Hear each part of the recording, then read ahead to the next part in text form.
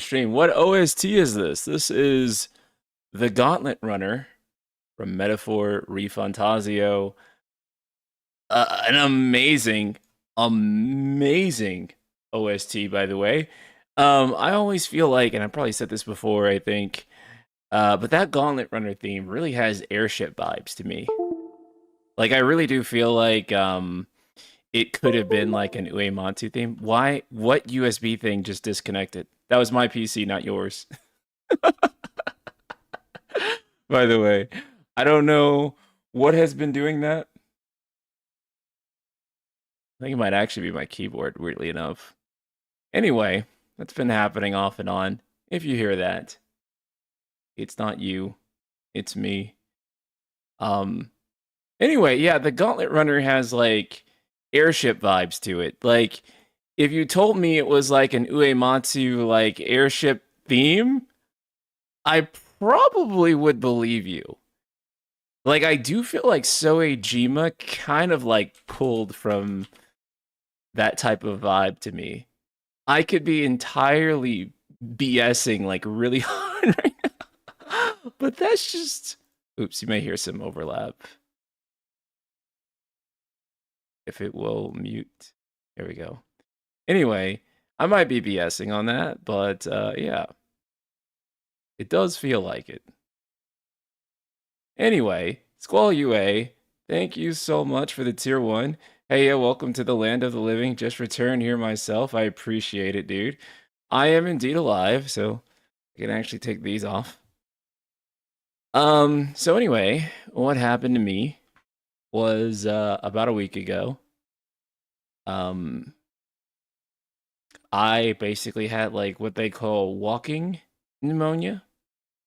And so essentially what walking pneumonia is compared to like the other kinds of pneumonia, I guess, is that part of the day I would feel just fine, right? So I was up doing stuff, working on things for sponsors, etc.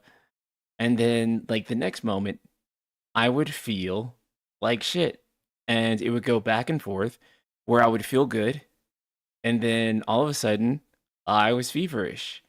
And so I wondered, was it coming down with COVID? Did I get the flu or anything? Because I had just recently attended a wedding.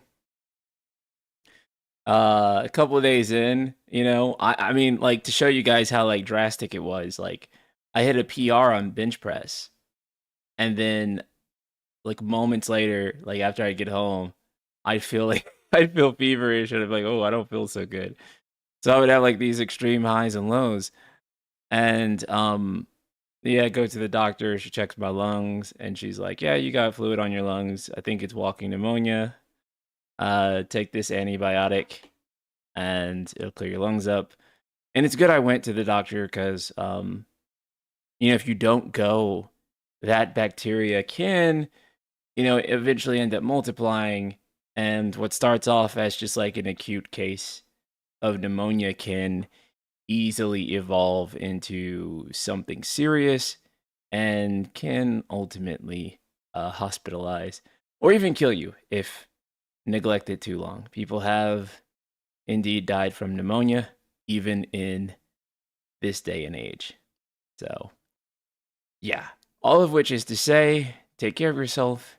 If you have insurance, go to the doctor. If you do not have insurance and you live in the US, go to healthcare.gov. Open enrollment starts this month, and see if you can find a plan on there. There's a lot of good plans, especially for like small business creators, content creators. A lot of good things on there. The Gauntlet Runner theme gives me a sense of adventure like the olden FF games. Okay, good. It's not just me. It's like the perfect. We're going on like this epic adventure. God, I forgot you guys have a whole insurance obstacle to deal with for healthcare. Fuck yeah. I mean, and if you don't have insurance here in the US, like just like being in the presence of a doctor will cost you like $200 or $300. So it's pretty bad. It's pretty bad, right? And then it gets worse, especially for younger, healthier people, right? Because when you're younger, especially in like your 20s, you think you're invincible. And, you know, as long as you don't have any health problems, it's usually fine. But like, who can ever predict a health problem, right? um, and so, you know, people get into accidents or something, and, you know, they'll go into debt basically. Sometimes for the rest of their lives, it can be quite serious. In fact, I'm still paying for an ER bill before I had insurance. Granted, I probably could pay that ER bill off. I just haven't done it yet. I'm just making the payments because I'm like, fuck it. But yeah, all of which is to say, healthcare in the US sucks. If you live in the UK, you feel bad, go to the doctor. If you live in Canada and you feel bad, go to the doctor. If you live in the US, try to wait it out. Use ChatGPT. Not real medical advice. For legal disclaimer. Nicholas 14, thank you for the tier 1. Thank you for joining us. Yo, welcome back. I appreciate it, man. So anyway, I feel back. I'm basically at 100% now. Probably the only thing is I do still have like a little bit of fluid on my lungs. So other than that, uh, I think I'm fine, really. I don't think I'm dying anymore.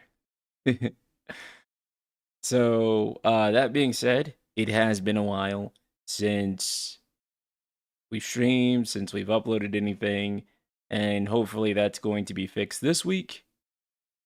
However, there's not like, you know, anything for me to upload today, so I figured I'd just hop on here, stream with you guys, talk about some stuff that has happened, and that is maybe worthy of a stream, maybe not as much a video, and yeah, and also just catch up and talk about some things. But anyway, not dying equals winning. Yes, sir. Yes, sir. Absolutely. So, the first thing that we can talk about, um, shit, let me pull it up. I'll just pull this up. This will work.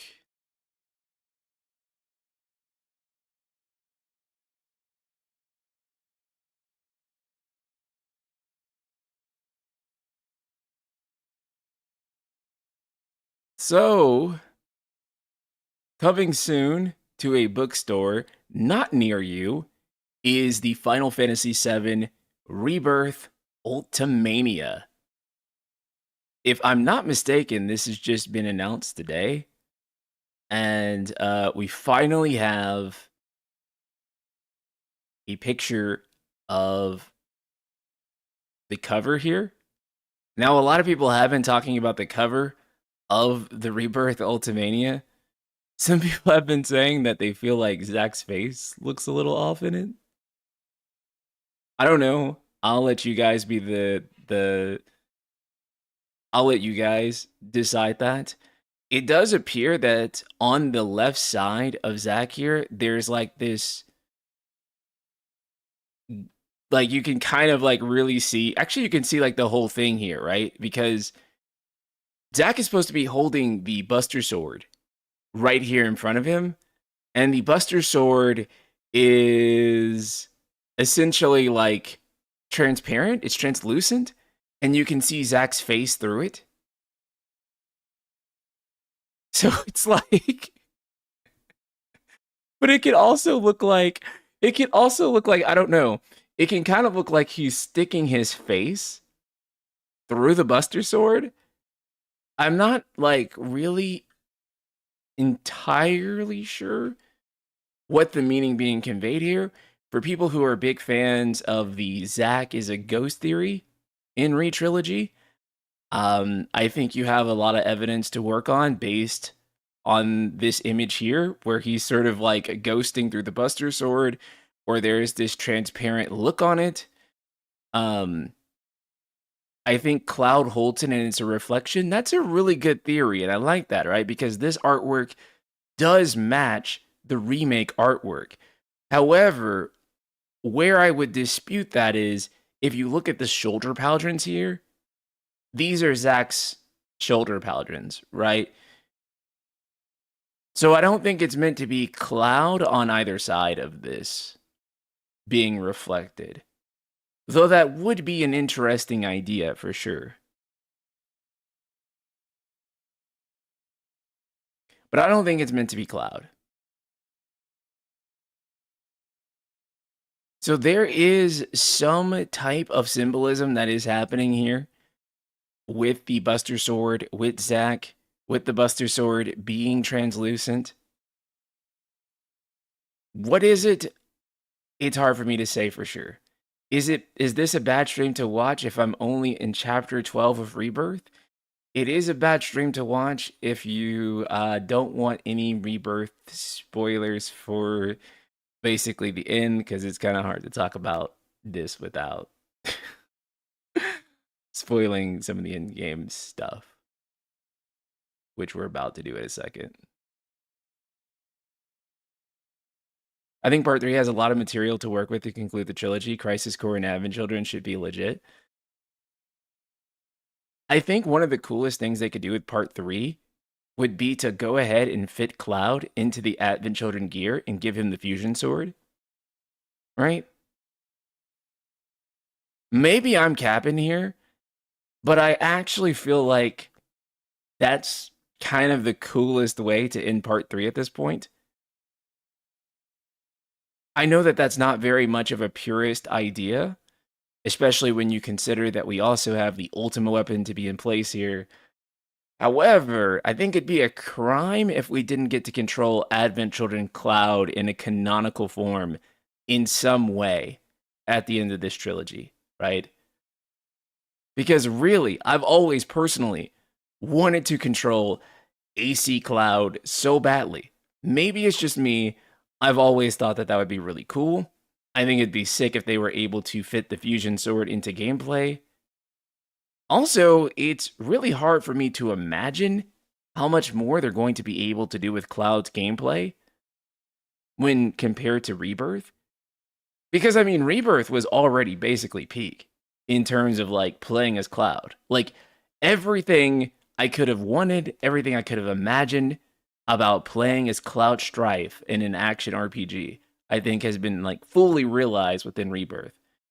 I don't know how else you keep Cloud fresh.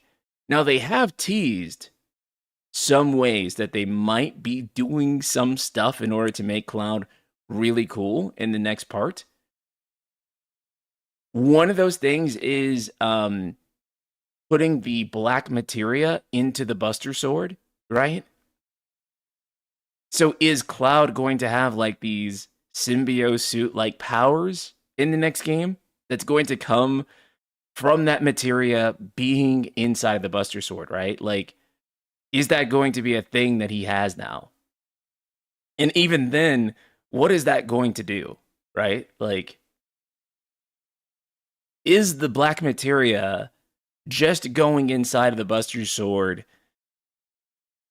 for the purpose of safekeeping, or is that actually going to be a gameplay mechanic, like a thing that is actually utilized in such a way that we actually have brand new gameplay mechanics? We have like this shadow Cloud mode, right?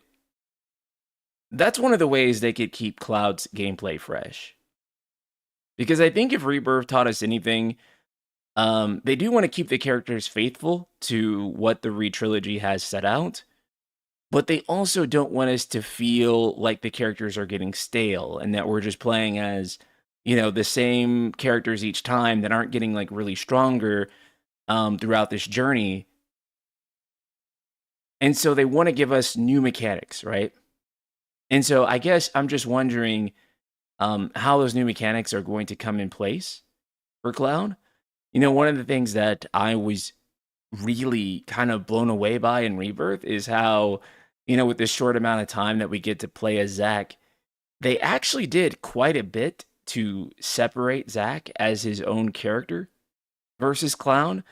Like, for example, in Crisis Core, one of the biggest issues I had for Crisis Core is that they talk a lot about not using the Buster Sword. But if you play that game, Zack does use the Buster Sword all the time. And there's even a line from Cloud that's meant to call back to Angeal, like saying, like, hey, you never use that thing. Well, actually, we use that thing like half the game, bro. We use the king like half of the game. And so they added like punches and kicks and him using like the blunt side of the sword um into Rebirth. And I thought that was a wonderful idea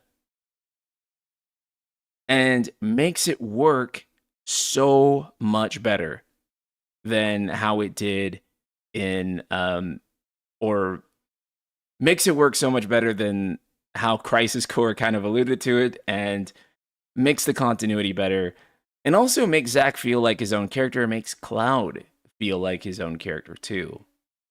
So that was one of the things that I really appreciated about Rebirth in particular with this.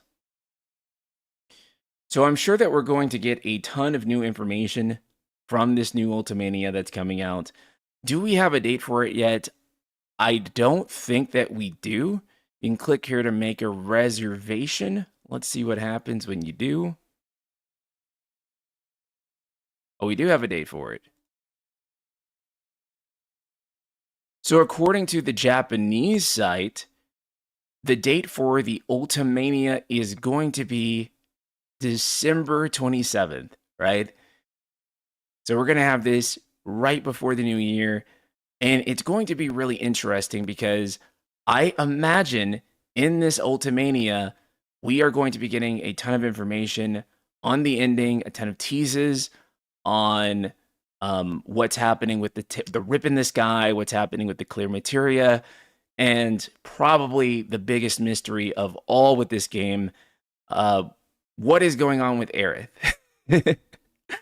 Kind of the big question that we've been positing on. We all want to know what's going on with her. I'm very sure that she is dead. I think. I don't know. I don't know. But my conclusion at the end of it was that she is dead, right? But there is some sort of mystery to her death. And I'm sure we're going to get some more teases. I don't think we're going to get definitive answers. Ultimanias do a lot of things, but one thing that Ultimanias never do is Ultimanias never really provide definitive answers. That's not what Ultimanias are meant to do. They're meant to tease. They're meant to give you a little bit more context. So we'll be able to make more informed questions about what is going on. But we probably won't have definitive answers. But if there is one thing that this book can give us more context on, it's the thing that we've all been debating since the very beginning, since we first played this game all the way back in April 2020. And that is, what is going on with the worlds? What are the worlds? What is this potential multiverse, not multiverse thing that is happening? That has been the biggest question with this series by far. Nothing else comes close. Not Aerith, not the translucent materia. We want to know what this multiverse, not multiverse is, right? And there are as many theories as there are fans. Every single person you talk to has a completely different take on this.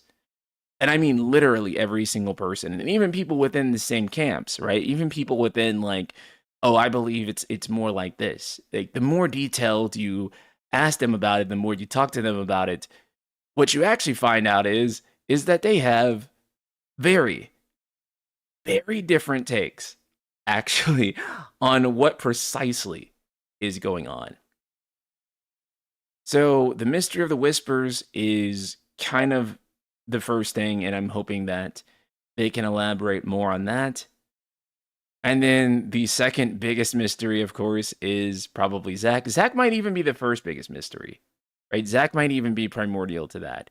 Because I don't think people would care so much about the worlds, the possibilities of different planes of existence or dreams, or as some people have told me in my comments, that it's all in Cloud's head and none of this is really happening, and or Sephiroth is trying to mess with Cloud, whatever people have come up with. Um, I think that none of that would have the same sort of resonance if we didn't have Zach at the forefront of all of it, and this potential tease, could Zach be alive? And even furthermore, could Zach not only be alive, but could he live at the end of Final Fantasy VII Re-Trilogy? And that is a very, very, very, very controversial thing. If you would have asked me when I first beat Final Fantasy VII Remake in 2020, I would have absolutely told you the entire purpose of bringing Zach back is so that he can live. Because otherwise, why would you do it? Why would you revive a dead guy to make him come back for just a little bit for some fan service scenes and then kill him again? But now, after Rebirth, I actually don't know anymore. I don't know anymore. Because Rebirth walked an even weirder line than Remake in a lot of ways, right? Because Rebirth was mostly faithful. However, when Rebirth did deviate, it deviated in some shocking and kind of profound ways from the original, right? Like Zack showing up during the final scenes and Aerith also showing up during the final scenes after she was dead. And also the exploration of Zack in these different worlds, right? Like all that stuff can't be insignificant. They can't be building that mystery for the sake of vanity, right? Like it's all superficial. It's not going to amount to anything. It has to amount to something massive, right? There has to be something that is incredibly consequential to all this. Otherwise, I would be like, yo, what is even the point? What is the point? So don't give me something that's not consequential. I understand the desires to keep everything the same. However, I also feel like that if everything is kept the same without consequence, then it would make all these mysteries here for nothing, right? It would basically just be padding out the story and a bunch of fan service that ultimately isn't really amounting to something that is huge and consequential.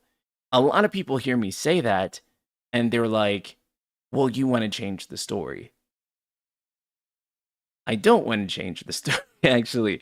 Not really. I'm not really pushing for the story to change in any sort of drastic way. However, I'm just looking at what the devs have already currently given us and how to make a good story out of that.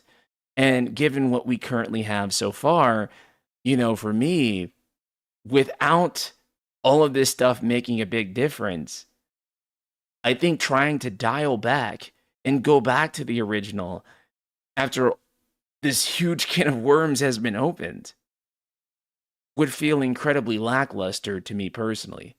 It wouldn't be that satisfying. And so I think now that they've opened all this up, now that they've created these expectations, I would want them to lean into them because I think that's the way you create the most satisfying story. And discourse on this game has been really funny, I do have to say, because as someone who does read, sometimes against my will, because this is just what I do for a living. I do read hundreds of thousands of millions of comments about this game, right? And the discourse has just been goofy over the years because when I first covered this back in 2020, I covered the ending of Final Fantasy VII Remake Part 1. everyone was like, I hope that it's not the same timeline at all. I hope it completely deviates. I hope that there's like, I hope that it leans into Final Fantasy 7 2 and that Zack lives and all these other things. Like that was the overwhelming majority of comments. And so it is actually kind of strange now that after Rebirth, there has kind of been more of a push back the other way, where I now see people like, it's not changing at all. It's going to be the exact same. Now, don't get me wrong. Even back then, there were definitely still some people saying that it was going to be the exact same, right? And then there were some people saying that it was going to be different. But I do think that the number of people that were empowered by it being different and how vocal that subsection was, maybe it was the majority or the minority, and maybe they were just loud about it. I don't know. But I do think that kind of that's changed a lot. And I do think that Rebirth, in like the most of the meat of Rebirth being fairly faithful, has led people to not really lean into that as much. But I get it though, right? Because the entire game of Final Fantasy VII Remake Part 1 feels like it is building up to this idea that things are going to be fundamentally different from now on, right? The whispers and the teases with Sephiroth, and then it all culminates at the end where you fight the Whisper Harbinger. And even more than that, they leave you off on a screen that says, the unknown journey, the journey that we do not know will continue, right? And so even that is kind of like, why though? Because if the whole point is to still mostly stick to Final Fantasy VII, why tease a potentially unknown journey, right? Because if it is still Final Fantasy VII as we know it, then it's not really an unknown journey. It's kind of the known journey with a lot of extra steps, and maybe those extra steps are fun or not so fun. That's kind of for you to personally decide. However, it would still mostly be a known journey. And it did feel like, minus some of the drastic deviations. Oh, what the fuck? Hold on, guys. Why does it do this?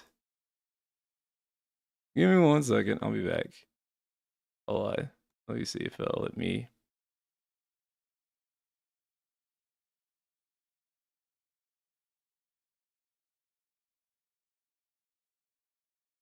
Wow, really? Okay. Hold on.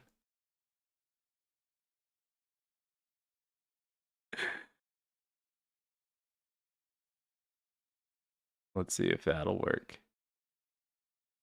I'll just restart it. But okay. That should fix it. Let's see.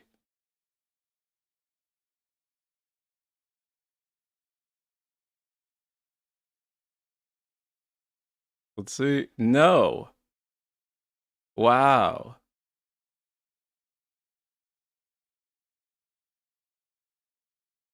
Okay. Well,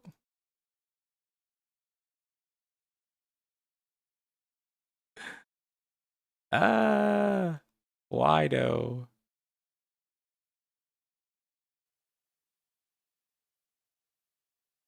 Oh, I know why. I know why. I got it.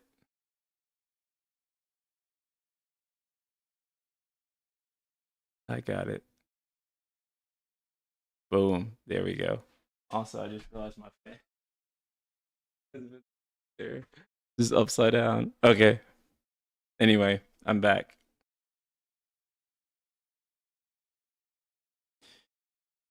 What the fuck was I saying? I don't think the unknown journey should be for naught, is what I'm ultimately trying to say. I think the unknown journey should be for something crucial and for something important. I'm not saying like, oh, I want them to deviate necessarily, but I do want it to matter in a consequential way. I think that one of the things that people kind of talked about with Rebirth,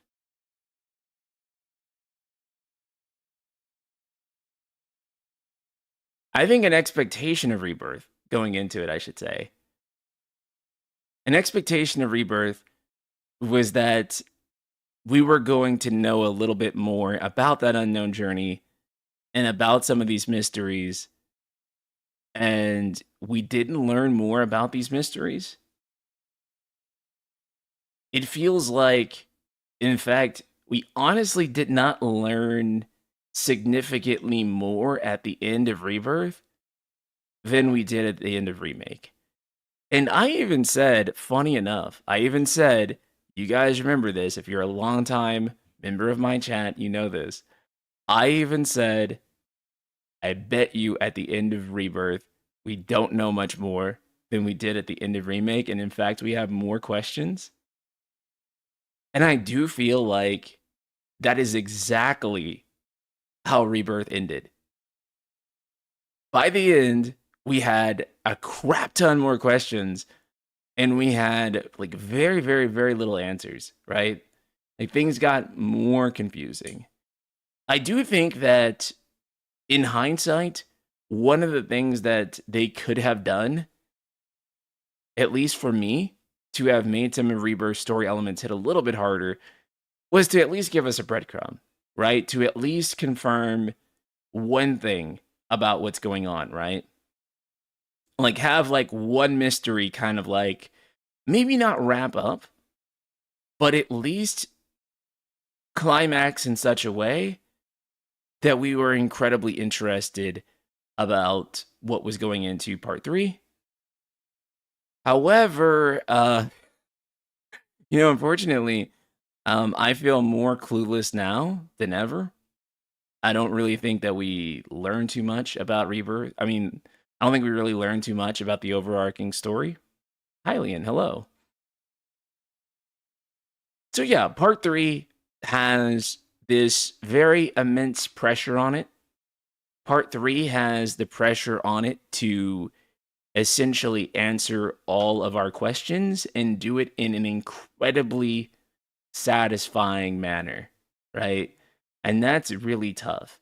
One thing about these like black box mystery stories is that the longer they go on, the more mind-blowing and the more impressive the answer has to be, right? In order for it to feel justified. So if a mystery is going on for like a few chapters, right? That only takes like a few weeks or months in between, it's really easy to forgive whatever the mystery is, even if it's not the biggest thing ever, right? The problem is that part 3 does have the expectation going into it of being kind of the biggest thing ever, right? It does have that weight on its shoulders. That's a pretty heavy weight.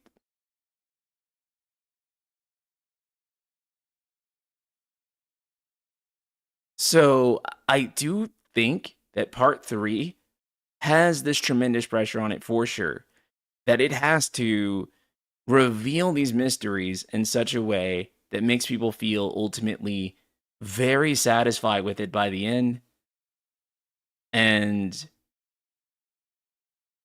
feels like it's fulfilled um, all the time that they spent wondering about it, right? And the biggest thing too is that you don't want any of the fan theories to be 100% correct. In fact, you really don't even want them to be half correct. Half correct maybe at most. Because then it feels like everyone just guessed the story, right? It's not that mind-blowing because this one guy had it right. So you want it to be something out of this world, but also be something that when you look back on it, you think, oh, that was clearly there and that was clearly built upon, and we just didn't see it. I guess what I'm trying to say here is that in some ways, whether Part 3 stays very faithful to Final Fantasy VII, whether Part 3 deviates in like this unbelievable way, essentially like leans into just straight up being Final Fantasy VII 2 in some way, etc., etc. Somebody's going to be pretty disappointed with it. Somebody out there is not going to like it. That's kind of the inevitability of it. Just due to the nature of how this is. And to some degree, that's also just true of remakes in general, right? Is that whenever you're doing any sort of remake, you always are going to have divisiveness for sure. Even the most purest of pure remake, there are still people who are like, this is still, shit compared to the original. I have yet to personally see an exception to that rule, where there is a remake that everyone is like, yeah, this remake is superior to the original in every single way, and it's unanimously declared. Every single remake that I see, there are always people who are like, yeah, but the original this and that.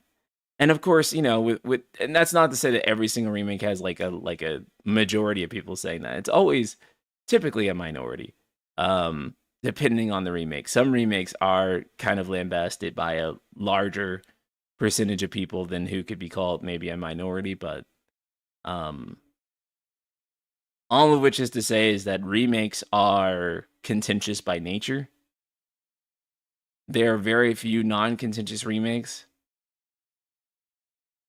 And yeah, even the most faithful remakes possible are still have quite a number of detractors when you get into it. So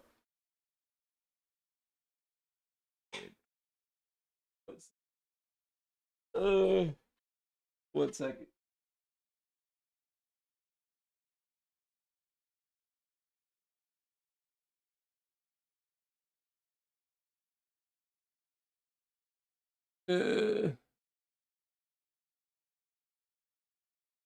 Okay.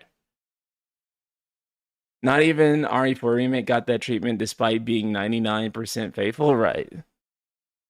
Still people who are like RE4 remake soulless, right?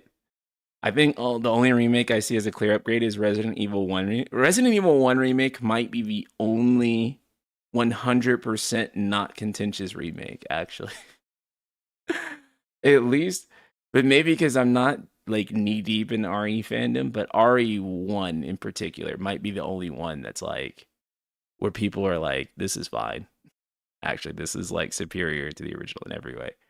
But like for the most part, like most, like 99% of remakes, I would say have like a decent share of like detractors somewhere in their midst.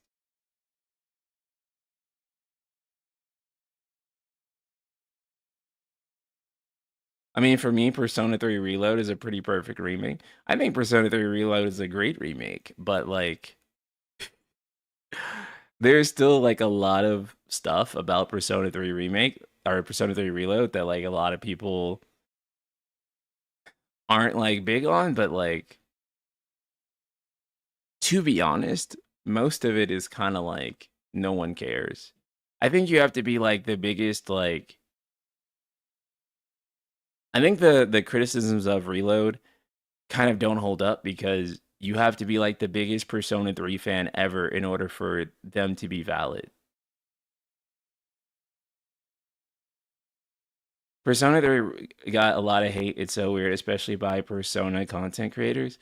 I'm telling you that there's like a polar opposite like culture between Atlas fandom and Square Enix fandoms that is like directly opposing. Like like Square Enix fandom is everything Square Enix does is good. Always. There is no bad Square Enix thing ever. And Atlas fandom is everything Atlas does is bad. Even if you think it's good, it's actually bad. Ratio nerd. Like it's so weird. It's so weird. Um but yeah, I feel like with Atlas fans, like I always see the opposite. No way. It's definitely that way. Like Square Enix core people, okay, so usually but here's the thing though too. Usually with Square Enix, like the hater side is like people who have been Square Enix fans for like a lifetime, right? And they don't like how they moved in certain directions with certain games. Whereas like Atlas fans are just like people who just hate Atlas games, but are also like Atlas fans for some reason. Like I don't understand. Like even with metaphor, I feel like Atlas fans were hating on metaphor so bad pre-release. And they had more or less gaslit me for like thinking that everything I saw about it that was like really good was that it was like not that good actually. Atlas fans were like hating on metaphor. Like, do you remember all the Atlas fans saying that like that the writing in Metaphor's demo was bad? Like that was like also like a thing that they were saying. I'm like, what the fuck are you talking about? Like like actually what the fuck are you talking about? The writing in that demo was fire, right? Like it was good. I was literally so confused. I was so confused.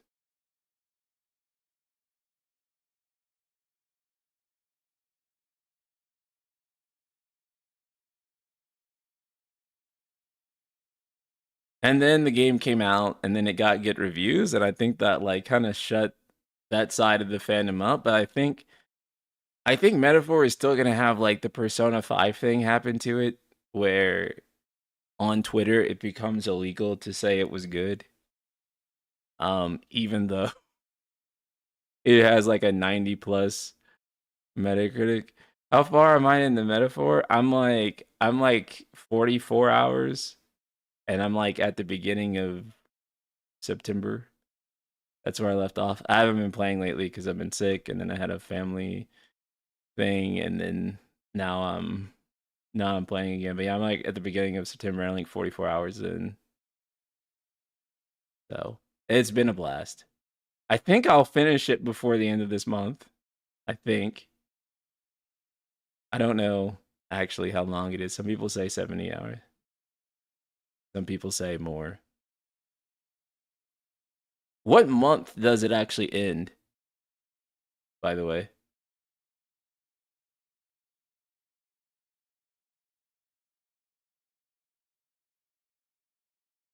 a lot happens in September. Okay,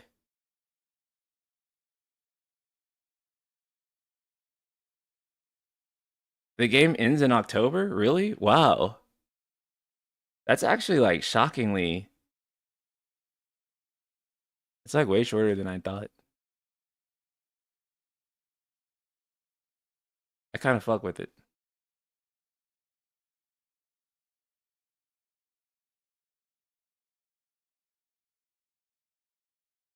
That's cool. I'm okay with that. I like that this is like a 70-hour game and not a 120-hour plus thing. The game gives you plenty of time to complete all those side things and social links. Okay, that's good. Yeah, I love that it's not 120-hour bare minimum like P5. I do think that P5 was too fucking long in my opinion. I do not want another game as long as P5 or P6. I want them to be way, way, way, way, way, way, way, way, way, way, way, way more concise.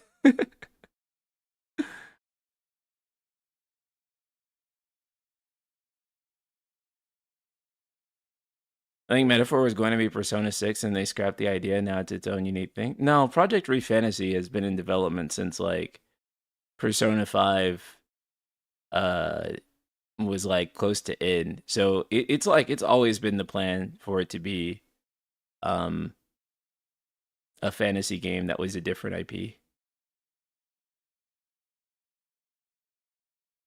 That being said, I don't think it would be bad for Persona 6 to be something else. Like, you know, like for Persona 6 to have like a setting change or something like that. I hear okay, so every single person I talk to, like they have like a different answer for how long Metaphor is. Every single person. Some people are like, oh, I beat it in like, 70 hours. Some people are like, oh, I'm at like 140. And I'm like, but both of them said that they did everything. So I'm like, I'm actually very confused. And how long to beat has completionist at like 100 hours. So that makes it even more confusing with, with where. But I guess everyone takes a different amount of time and plays things differently. People read at different speeds. So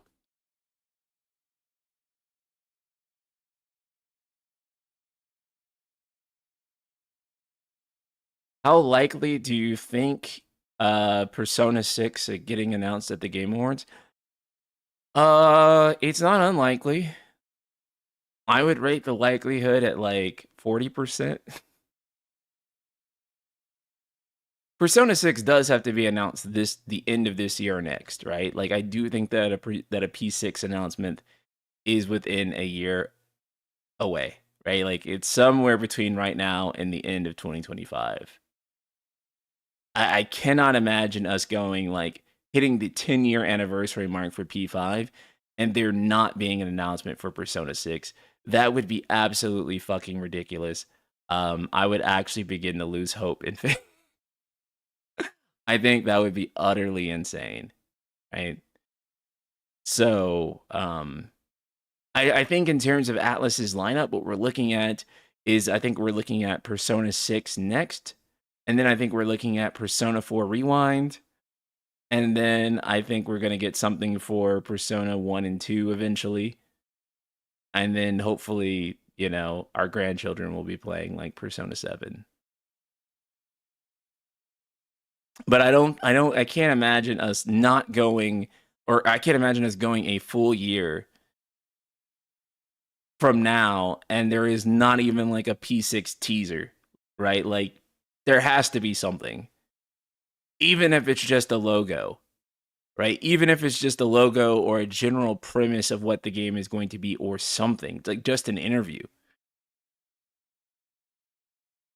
Even just confirmation directly from Atlas that it exists and development is going smoothly or something like that. But they have said in rumors before that, P6 is going to be even bigger than P5, and that's just worrying to me because I'm like, P5 was big enough. It also depends on how you define big, and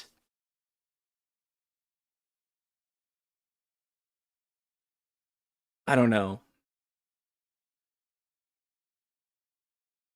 Persona 6 though could benefit from like a slight settings change. Like I don't mean necessarily that it has to go all out. Some people have talked about, oh, I want like Persona in college, or oh, I want like Persona Salarymen, which by the way, a Salarymen Persona would be incredible. But I don't think they're going to shift Persona away from high school. I think that is like at the core of what Persona is, and I think they're going to keep it that way.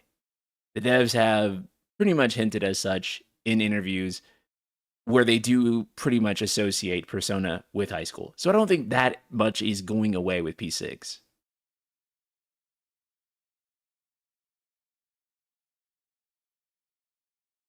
One of the things that they did talk about with Persona 5 was that they had this idea, the Phantom Thieves originally traveling the world, right? And so you would have these differing hub themes, or you'd have these differing hubs everywhere you went. And we just recently had a game that is very similar to that, and it was called Metaphor ReFantazio, right? And so I do think that Metaphor actually kind of solidify this idea of traveling the entire world in a Persona game and how that would work. And so it would be really interesting if they picked that idea back up for Persona 6, and perhaps you were actually able to travel the world in P6 somehow. In terms of system, lore, I have no idea exactly how that would work. But I do think it's something possible. Maybe they have like an invisible Morgana plane that they use, and they're able to travel whatever kind of metaverse thing, whatever P6's version of it will be called. Bishkov, thank you so much for the congrats. I appreciate it. So that would actually be really cool. That sounds fun until you realize Atlas would go all in on the realistic experience and make you miss flights and shit. Okay. No. Like, again, I don't think it'll be like flights. I think that they'll have some type of like otherworldly way of like traveling that isn't going to be a physical reality like flying an airplane. That's one way in which they could expand the scope of Persona 6.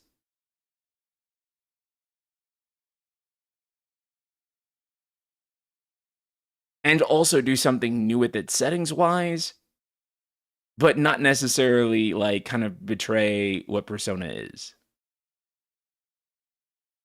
Salaryman Persona would be fire. Listen, I'm a huge stan of doing Salaryman Persona because I do think that thematically, what Persona is about, there's a very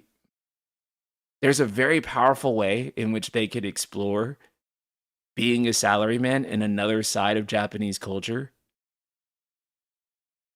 with that one single thing, and the gameplay loop would be similar. However, playing as, an adult character that can do things and wouldn't be restricted to the loop that you are in the high school sort of confines that we have going on with Persona right now, it would allow some interesting things to happen.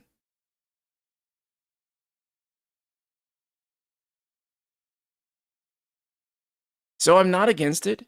I just don't think it's going to happen, and I wouldn't get my hopes up. And as McKinsey says here, salaryman is even less likely to travel around the world, to be fair. You're literally stuck at work. That's also true. And I don't think that traveling around the world would be the thing that they did if they did the salaryman.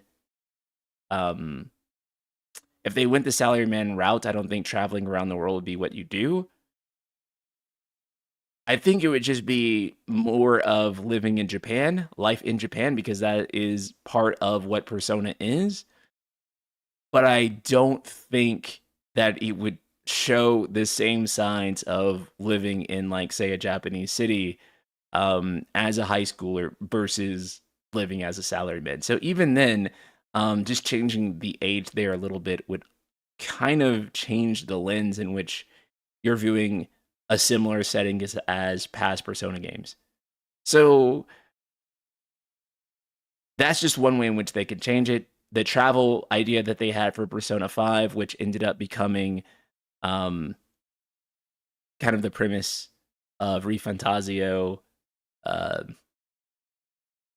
could be really interesting. There was a rumor a while back that actually that Persona 6 was going to take place in France. That was a rumor. By a semi-ish credible leaker, but I don't really believe it. Actually, no, that wasn't a credible leaker. I think that was like 4chan shit. I think it's completely bullshit. But I do think that that's really funny. The idea that Persona 6 would just be in France for some reason, and you're just playing as like a bunch of like French kids. Japan does really love France. They do. But I just don't see it happening. I think that would be kind of weird.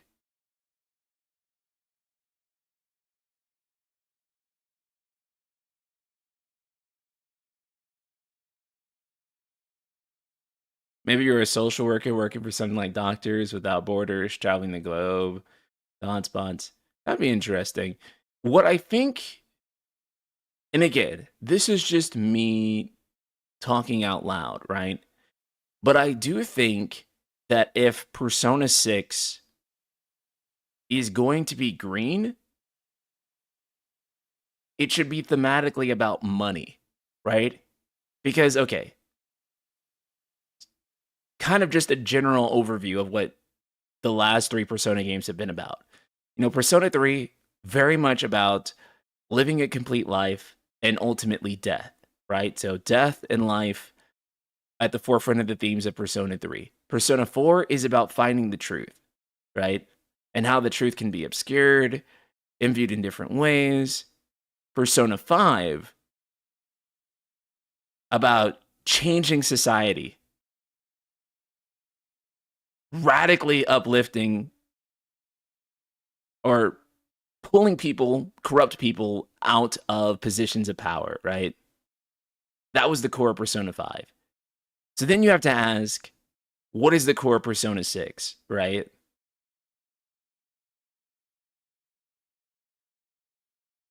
Now, if it's me and I'm the one directing P6, if it's me, I would make Persona 6 about money. Because we know Persona 6 is going to be green, right? Persona 6 is going to be green. It's been teased. It's been semi-confirmed or unofficially. It's going to be green. Money is also green. Well, in the US, it's green. That's a very US-centric view. Maybe. But anyway, make it about money. Make it about money.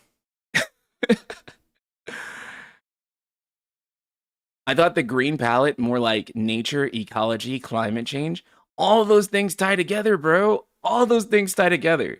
Nature, climate change, money. You can tie all of that together under green. It works, dude. Psychology of money. There is enough to make a whole game about that. And you can definitely tie it into the environment too, right? You can definitely tie it into nature. Maybe I'm being crazy, but maybe like P6 should be about money. Or like P6 actually, no, P6 should be about green thematically. Like it should be about green from top to bottom. Like the whole thing should just be about what is green mean to you. Hey Prince, as a social worker, I think that'd be dope, but I'd love to see Persona go even deeper into the human psyche, play into the social commentary of how people are victim into propaganda and radicalization, looking into the collective unconscious, leaning to the commentary on late stage capitalism, class consciousness, serfdom, and inequality. Yeah. And I do think that like I think that P6 or I think P5 also kind of touches on a lot of those things too. But I think that P5 kind of looks at all of that at like a macro, right? Like, so P5 is just focusing on corruption in society, right? And it escalates. It starts with corruption in the school, and then it begins with corruption on the streets, and it escalates all the way up to corruption in the government, right? There's this escalating overturning of corruption. So I do think it would actually be interesting if maybe P6 thematically could zoom in on something a little bit closer and kind of look at it. In terms of themes, though, it's really hard to top P3. It's really hard to top Persona 3.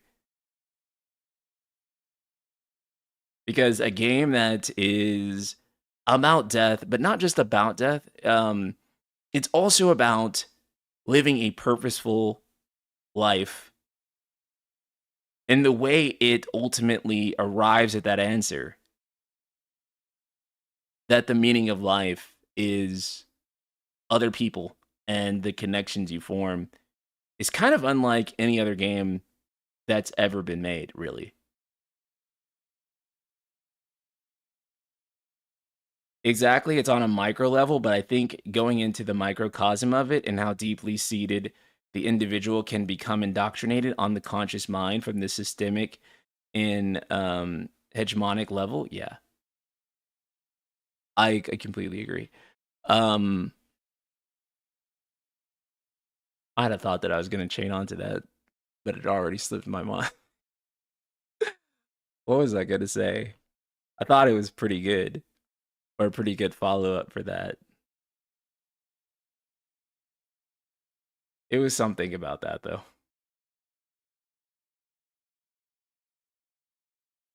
P6, you play as eco-terrorist and ends with you fighting alien monster. Yeah. Um, I don't know. I don't know exactly where they go with Persona 6, really.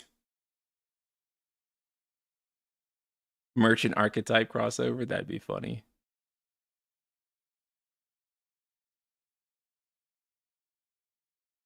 I do think that, like, I do think it'd be interesting if they do kind of touch on, um, you know, some of those issues, because P5 also, too, did, like, a really fantastic job of touching on, like, a lot of complex issues. Not to say that it's perfect, because you can definitely make some criticisms of some of the the ways P5 approached certain things and topics, but I do think that P5 ultimately, message and themes wise, still succeeds at what it's trying to say ultimately, which is where I may disagree with some people. P3 is the most relatable game ever Persona-wise. Thank you so much, One Hollow Goku, for the super chat. I completely agree. Like, I don't think that in terms of P3 for me is still like the best in terms of the story. I also think too the way Persona 3 introduces its party members is superior to basically all the subsequent personas after it. Because I feel like the characters in Persona 3 are the most real and are the most grounded. And I also like that the characters in Persona 3, their story doesn't end after their quote unquote arc, right? Like Persona 4 and 5 are very arc driven. This is also something that's kind of true of Metaphor as well. Each character has an arc, and their character development is kind of limited to that arc. And then they slow down in terms of development. Whereas I feel like in P3, each character is developing until the very end. And their development is very core to the main storyline, right? Like Yukari and Aegis and all those characters, all of their stories are very essential to the main plot. And it's not just shoved into a social link. Now, you can do their social link and learn a lot more about them, date them, etc., right? However, with 4 and 5, it really does feel like their character arcs are kind of pushed into the social link, and you know, you have to do the social link in order to do it. But P3, the story is one thing. It is seamlessly blended in. All the characters keep evolving, keep changing as the story progresses. And I think 4 and 5 have ultimately kind of missed the mark there in terms of how they segment the characters' arcs into one thing and then they become normal after that. They're no longer traumatized. They awake to their persona and now they're just good. It's not a big issue.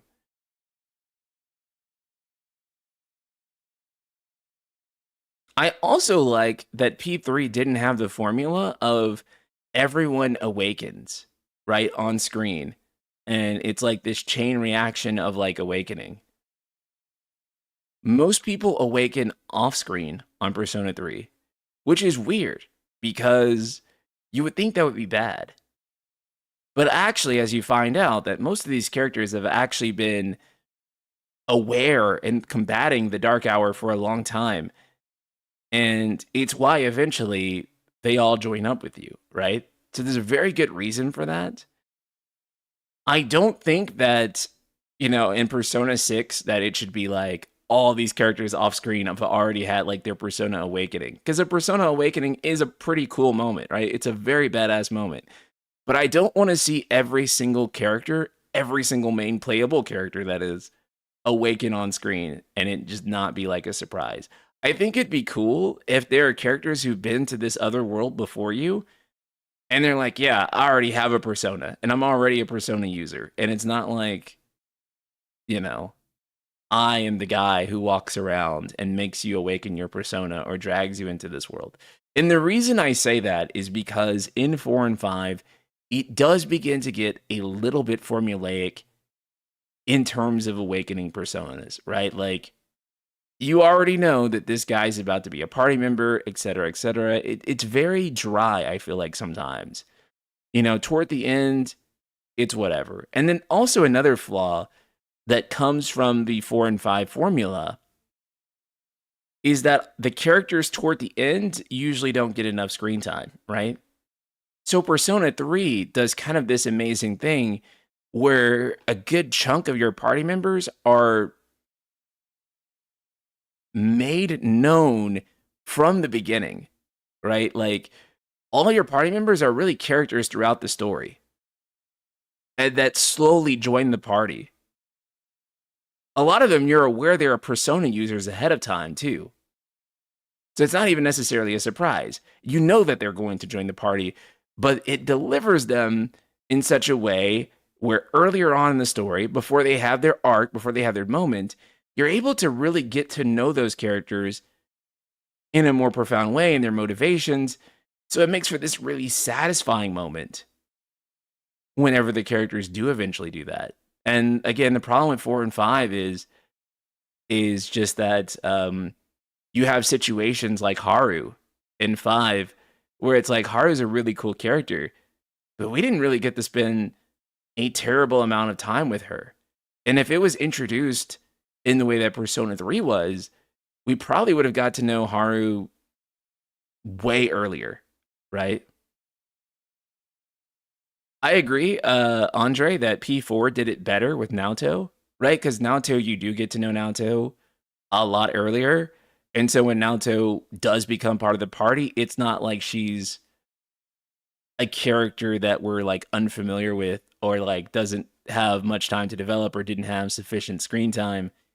Naoto works as a late game party member a lot better than Haru did. I do feel like Haru got the short end of the stick with P5.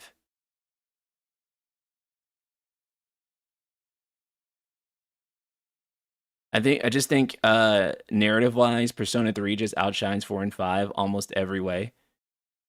I have to agree. It's really hard for me to think of a way that in terms of story, 4 and 5 are better. There is a way I can tell you that I think 5 is better in terms of story.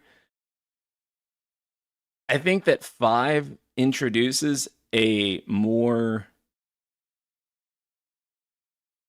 5 introduces a very strong conflict right out of the gate, right, with Kamoshida. And I think the gameplay loop of 5, due to how the story is structured in the early game, works really well for gripping the player right away. Where I do feel like Persona 3 takes a little bit of time to cook before it really gets good. However, I do agree with you though that for the most part, Persona 3 just really does outshine 4 and 5 in terms of story.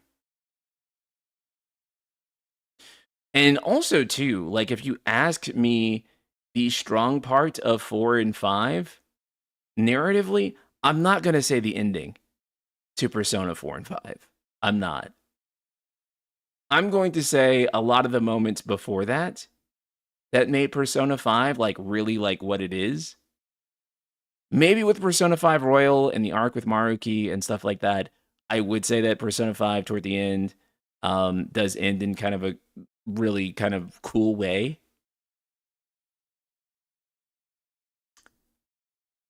But Persona 3 is the only one that sticks the landing in terms of the ending, where I walk away feeling like very strongly about the game, specifically because of the way it ends, if that makes sense. And I can't say that's necessarily true of like 4 and 5. Certainly not true of 4. I'm sorry.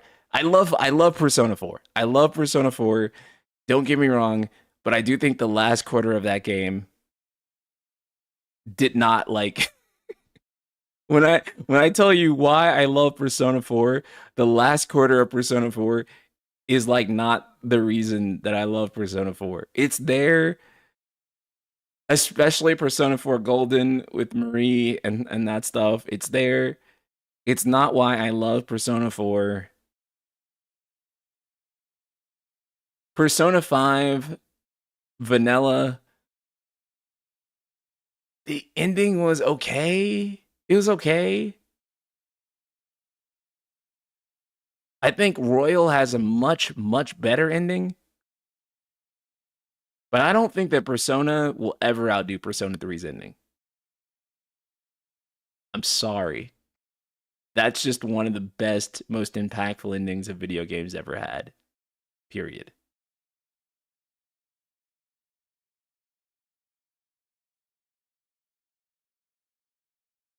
P5 ending, vanilla ending, very meh. Royal ending, I do like a lot. Yeah. Also, too, maybe I'm the only one that feels like this, chat. Ratio me if so. I feel like Persona 5 sticks way too close to Persona 4 sauce. Gotch, thank you for the tier 1, dude. Holy shit, 57 months. God damn, dude. Holy fuck. Thank you so much. You're the best, man.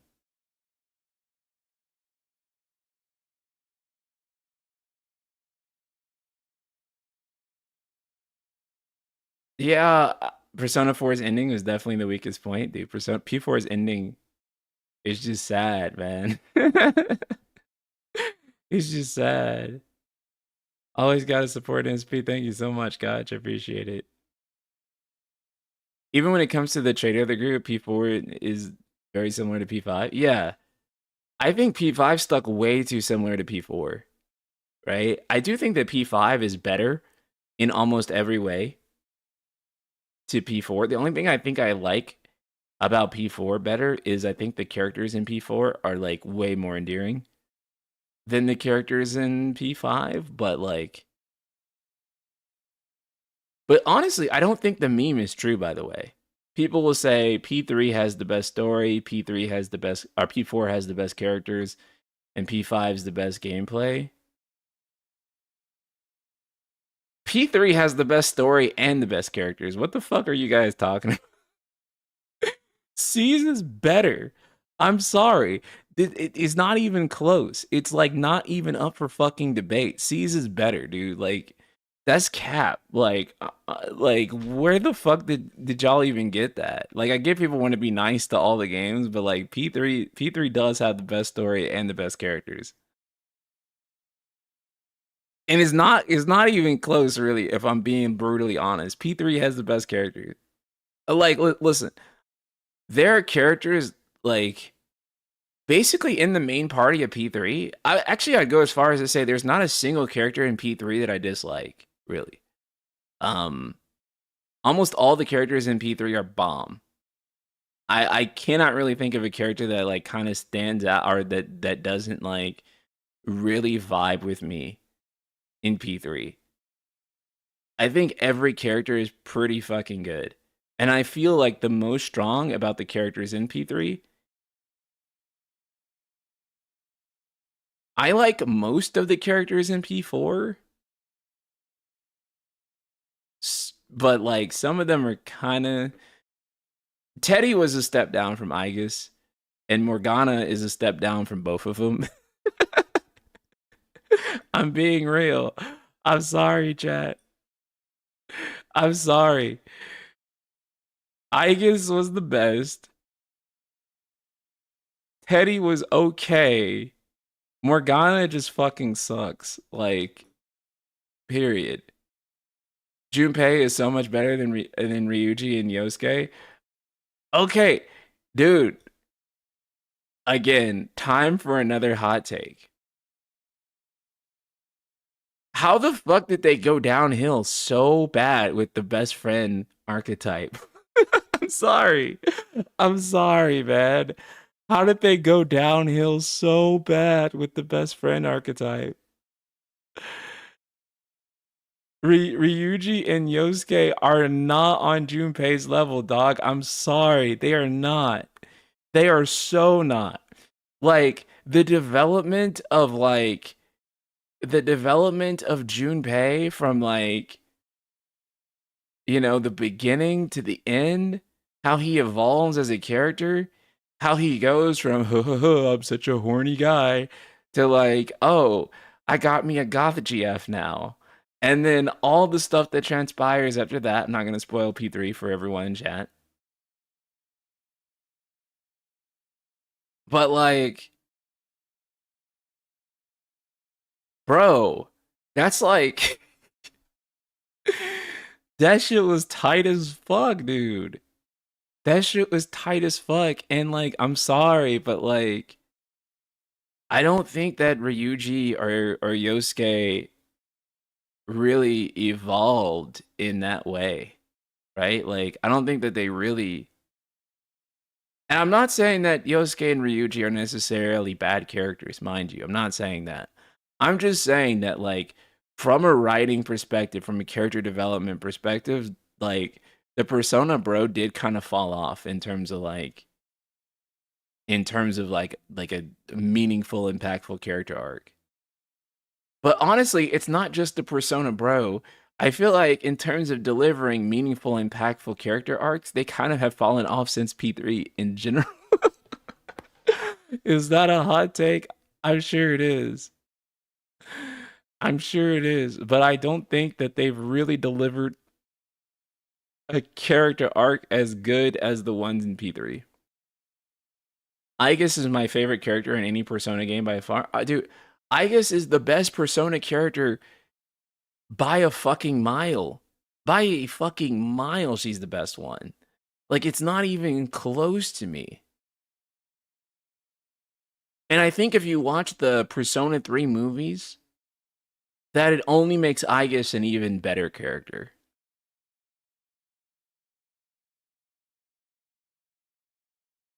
Mascots have been downhill too.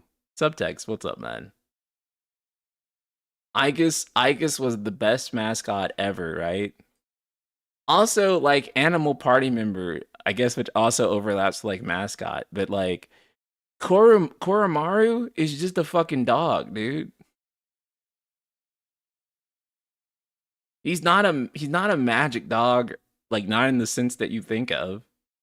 He's just literally a fucking dog. He doesn't talk. He's not like I just dropped my dual sense.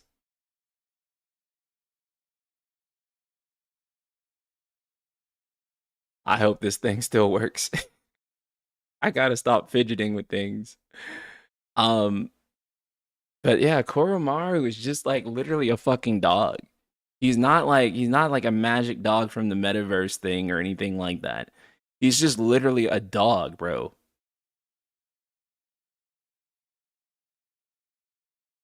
And he's got a persona and he's the best fucking boy and that's it.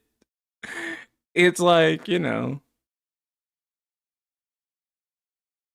don't know who he is, but he's definitely no Argos. No, dude, Koromaru is the best. He's the GOAT.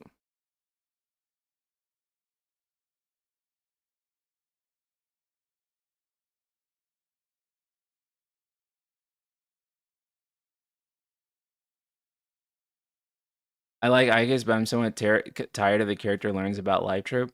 No, no, no. Aegis was like, I get what you're saying, but like that trope was so necessary for like Persona 6. I mean, for Persona 3, because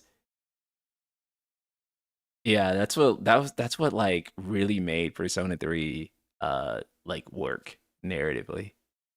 You're right, it can be a tiring trope, but the way they did it there, it was so worth it. It was so good. So I fuck with it personally. I don't know if it's a hot take, but when it comes to Persona MC, I like Makoto a lot more than the other two. I do too. I think Makoto fucking clears. Um, in terms of the MC, he's like my favorite insert. I think he just looks the coolest. And also too, I don't think that anything will ever be cooler than an evoker as a way to just like summon your persona. Like ripping your face out, ripping your heart out, or like P4, like you crush a fucking card. You know? None of that shit is ever gonna be as like cool as taking the evoker and just, like it's never gonna be that cool. That's like the coolest way to summon a persona ever. Like they'll never make anything cooler than that. I know. It sucks. NSP, just wait until Persona Twitter just realizes they can't cancel you for your hot takes because you are on Blue Sky now too. Yeah, Blue Sky is like an amazing place for hot takes. So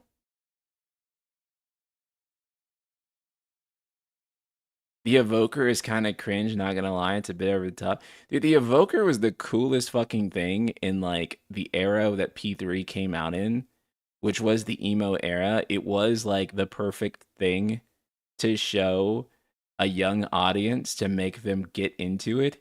You have this guy with beautiful emo hair and the evoker, and it was just like the perfect way to get people in. Last thing I'll say about Persona 6 though, in terms of my hopes, is that I really do think that with Metaphor Refantasio, the way the main protagonist speaks whenever you pick a dialogue option is kind of the perfect way to do an insert protagonist. Because even with the Persona games, those main characters do have their own characterizations, and you're allowed to insert a lot onto them, right? However, being able to pick the answer and hear it being said allows me to have a better sense of knowing that I am playing that character, right? It allows me to have a better sense of imagining that character as a real person within this world than the current system of ultra silent protagonists. So I hope that they will do what they did with Will in Metaphor. I know it's so funny to think that his name is Will, the main character. But I hope that going forward, that is what they do with Persona 6, and I can hear the dialogue options being said out loud. If I pick that smart ass option, or if I pick the good option, then I think it's going to be really good. It's definitely going to enhance like stuff like romance options and things like that. Whenever you're doing things like that, you know, it's going to make you feel more attached to the character, and ultimately that you're guiding the conversation. Because right now, characters can sort of look up to you like a god, and you're just picking these silent options and you're not saying anything, and it doesn't feel involved. But just like the little bit that Metaphor gives you makes you feel like you really have control and you're really shaping this character. And so I hope that in Persona 6, they'll give the character a voice. I think it's what most people have wanted. I don't think it overrides the character being an insert because it's not like they're going to monologue at length. It's just that whenever dialogue options come up, they'll say them.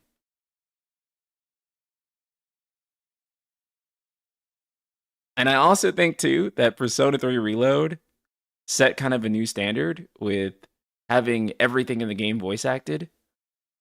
My biggest criticism of Metaphor ReFantazio really is just the fact that whenever I'm doing social links and other stuff, it really is kind of disappointing that a lot of that is not voice acted. And so if they could bring fully voice acted social links into the game, then I would be really impressed, and it would really help me immerse into the game a lot better. Because again, that's just been such a kind of a problem with ReFantazio. Again, not that I can't read, not that I don't mind reading, but it's really nice when I'm playing it on my Steam Deck. And I played Persona 3 Reload on my Steam Deck a lot, and I'm just sitting in bed, and it's just like watching an episode of an anime whenever I'm doing social links, and it's very nice and it's very relaxing.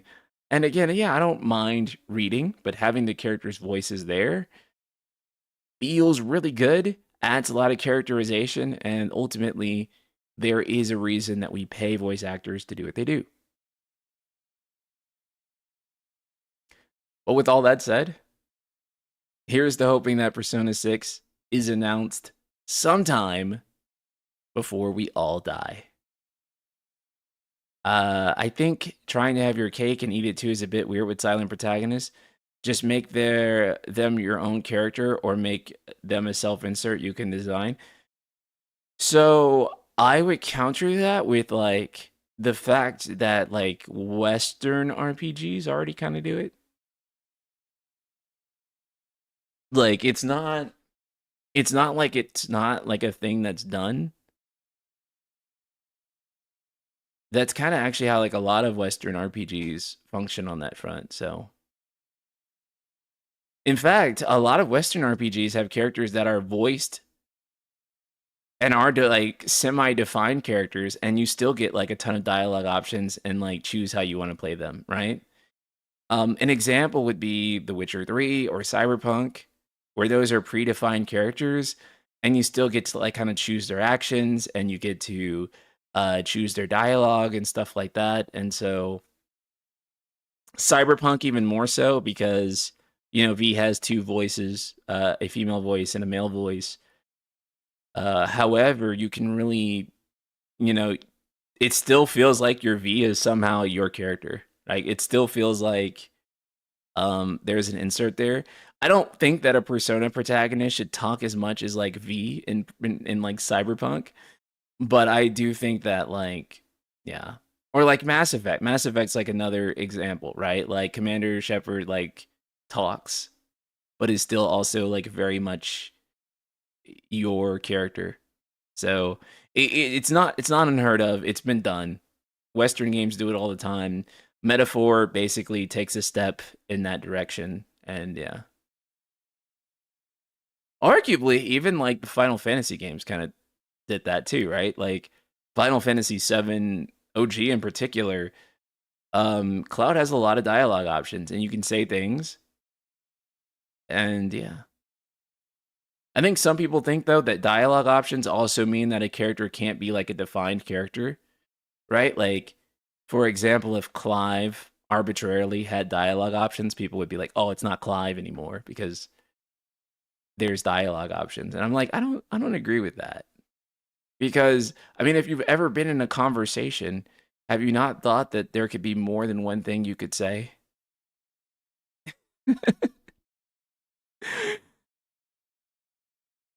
And have you not picked the option that seemed like the better option, right? Like you as a person don't have like one fixed thing for everything you would say in every situation. So, as strange as it would say, I do think that like having some dialogue options would have made like 16 actually like a little bit more interesting as a game. I know that's probably like a take that get me clipped and ratioed so badly. But I think that some of the more stiff scenes, it would have at least allowed you to say like funny stuff, like funny shit, or like skip over like some of like the minutia of like a quest, because sometimes quest givers will go on too long, and at least with like a dialogue option, I could like just go to the option where like, yeah, I'll do the quest, just get to the point. So I do actually think dialogue options would have been fun in that game. Do you think the MC in Persona 6 should have a dedicated name that the other characters call him by? Maybe they should make like Mass Effect where everyone addresses the MC by his last name, but the player still gets to name the first name. I think that you have the problem and the solution there. Yeah. I think that's exactly what they should do. Like I think you should be able to name the character, but he has like a fixed last name. Because like just in like a real world setting, calling him like leader is like kind of dumb, but kind of cringe. Um, I think it's fine if the character has like a fixed last name, but also too, I think that it kind of ignores the Persona fandom a lot because most of the Persona fandom really likes the characters having a fixed name and fixed identity, right?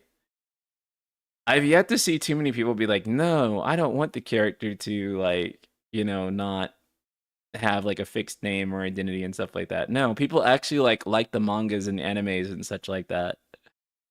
Um, yeah, like Makoto Yuki is such a cool name, right? And then everyone ends up calling them that anyway. No one says Persona 3 protagonist; they say Makoto Yuki, right? Like they don't do that. So I think it's fine, unless I'm missing something. Maybe on like the Japanese side of discourse, like I really do think it's fine if they just have like a character with like a fixed last name at least, and um they just call you such and such son, and that's like the end of it. Yeah, Joker as a code name was pretty good workaround for that. But the people that who think dialogue options don't make sense are the people that don't think before they speak. Yeah, I mean, and again, um, I mean maybe it's a hot take. Another like 16 take would be like, and I thought about this the other day. I was like, you know what?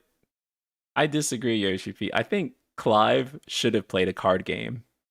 Actually, I think Clive had a lot of time to play a card game. In my opinion,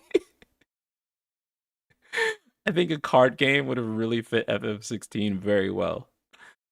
Um, maybe I'm capping, but I do think that like a 16 like would have worked with a card game pretty easily, like a Queen's Blood or some shit like that. You trying to tell me at the hideout they didn't play cards of any type?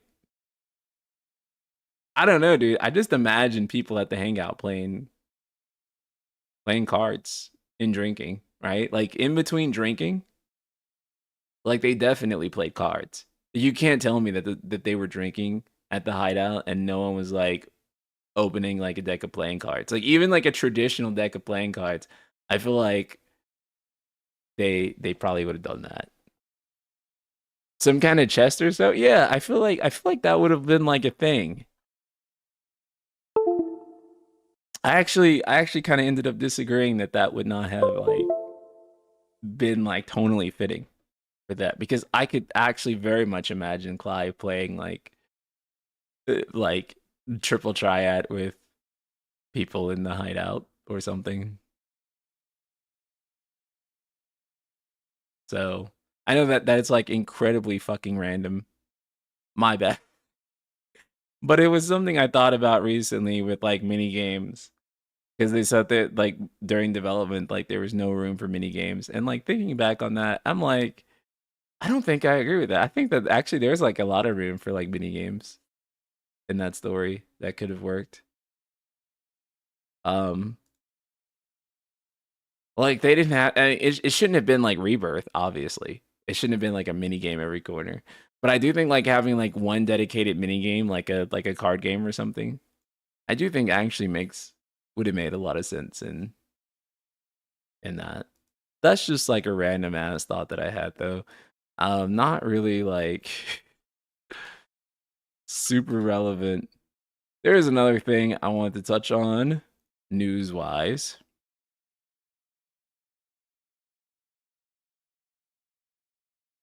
Um,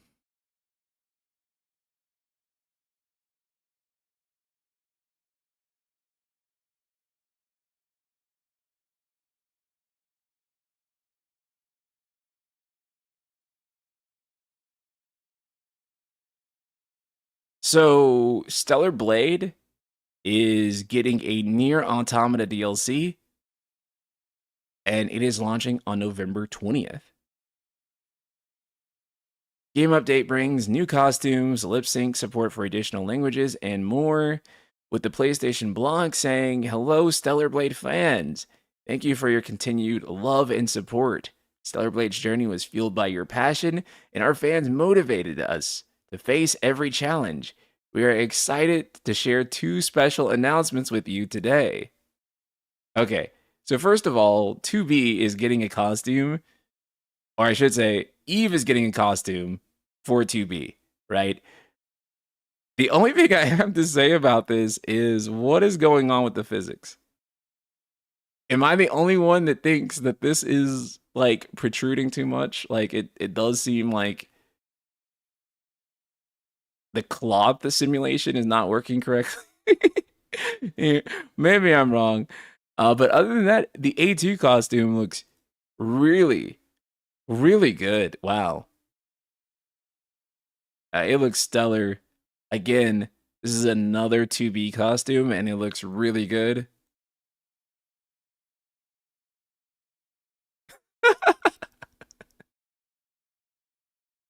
this would, this is just hilarious, man. This one gets me. This would just,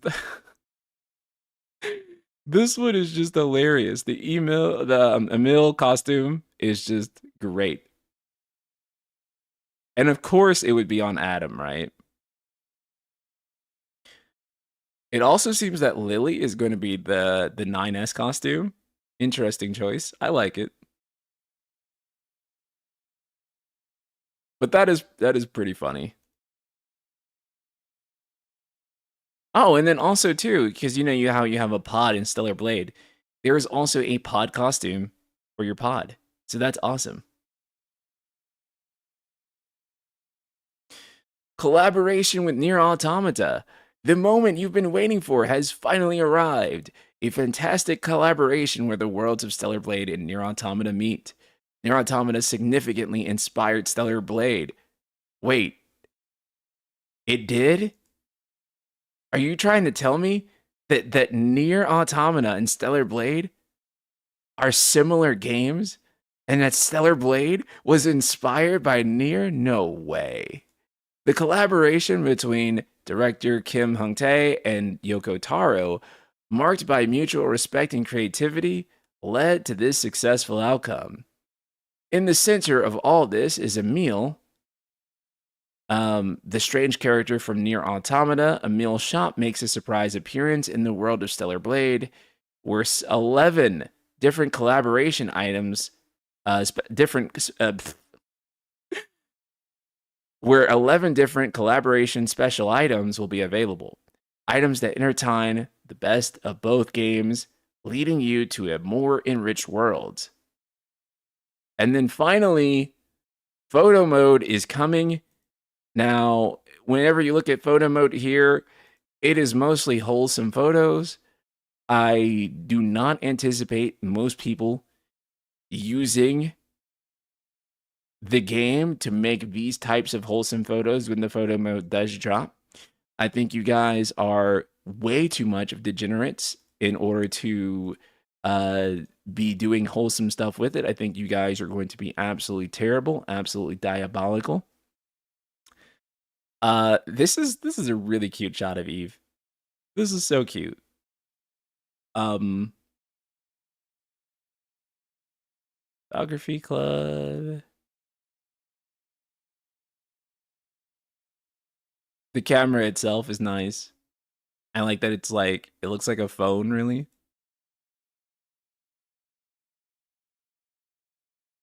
Wholesome.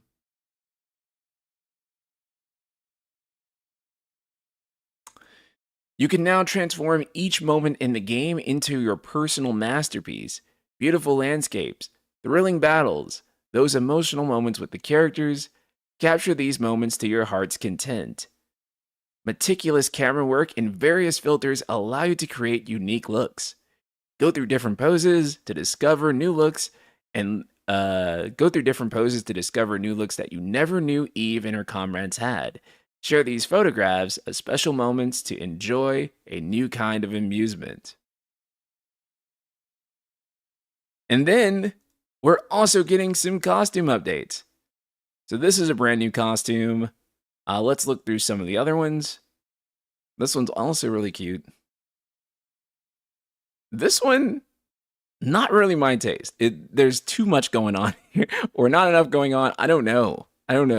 It feels really weird, and then this lace here in the center. Not so much this one. And then you have this one here, which, wow. Yeah, that's crazy. That's a lot. Yeah, so I really big fan of this one. Big fan of this one. Don't know how I feel about this one. Also a very big fan of this one right here. And then it says, the new accessory, symbol of legacy, changes the appearance of and presentation of the Tachi mode when equipped. Revitalize your gaming experience with updated cosmetics. Oh, so that's really cool. So you can actually have more of an angel-like wing that Eve kind of gets at the end of the game, depending on which ending that you get. And that is really tight. I would definitely use that cosmetic for sure.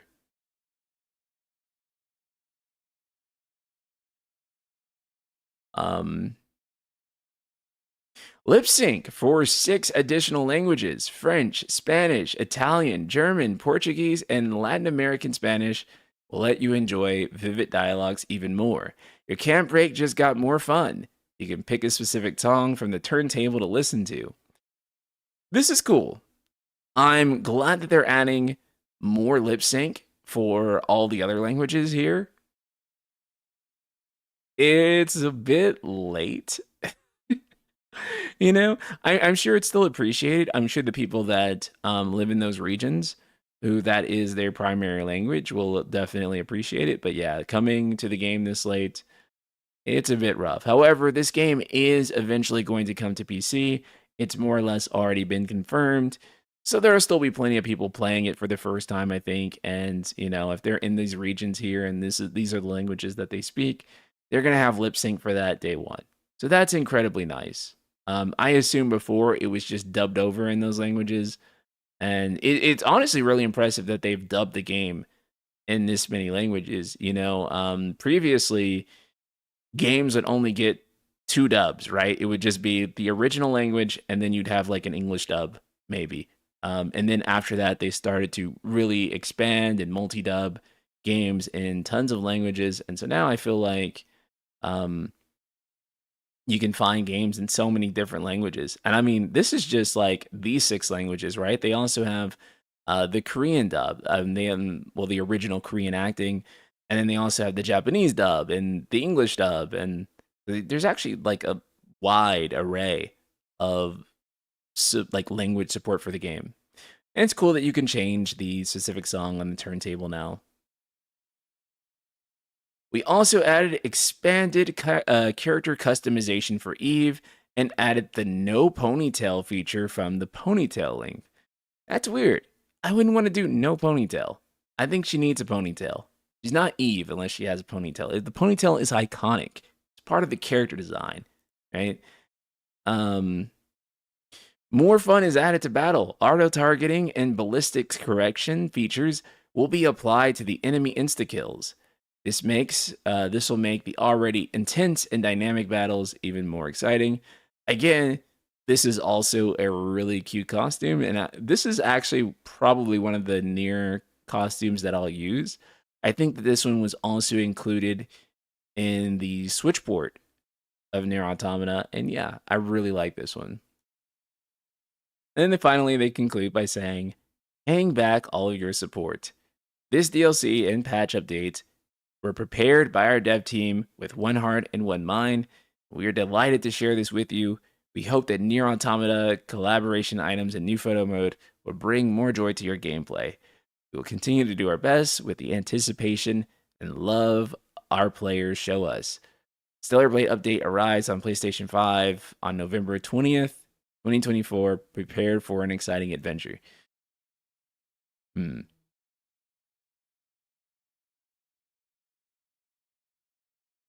I will say, though, it's cool that this is free, right? Because I think that this could have been like a paid DLC option. At least I assume that this is free. There is not a price tag mentioned anywhere, though they do say this DLC and patch update notes. So this it could be like a separate thing they charge for, but assuming that it's free, because excuse me, no price is mentioned, and this is all rolled together in like a single update. I think it's pretty cool. The game has only continued to get better. They continue to release new updates for Stellar Blade. If you haven't played it, it actually is one of the games I've enjoyed the most this year. I think that the combat is really, for lack of better word, stellar.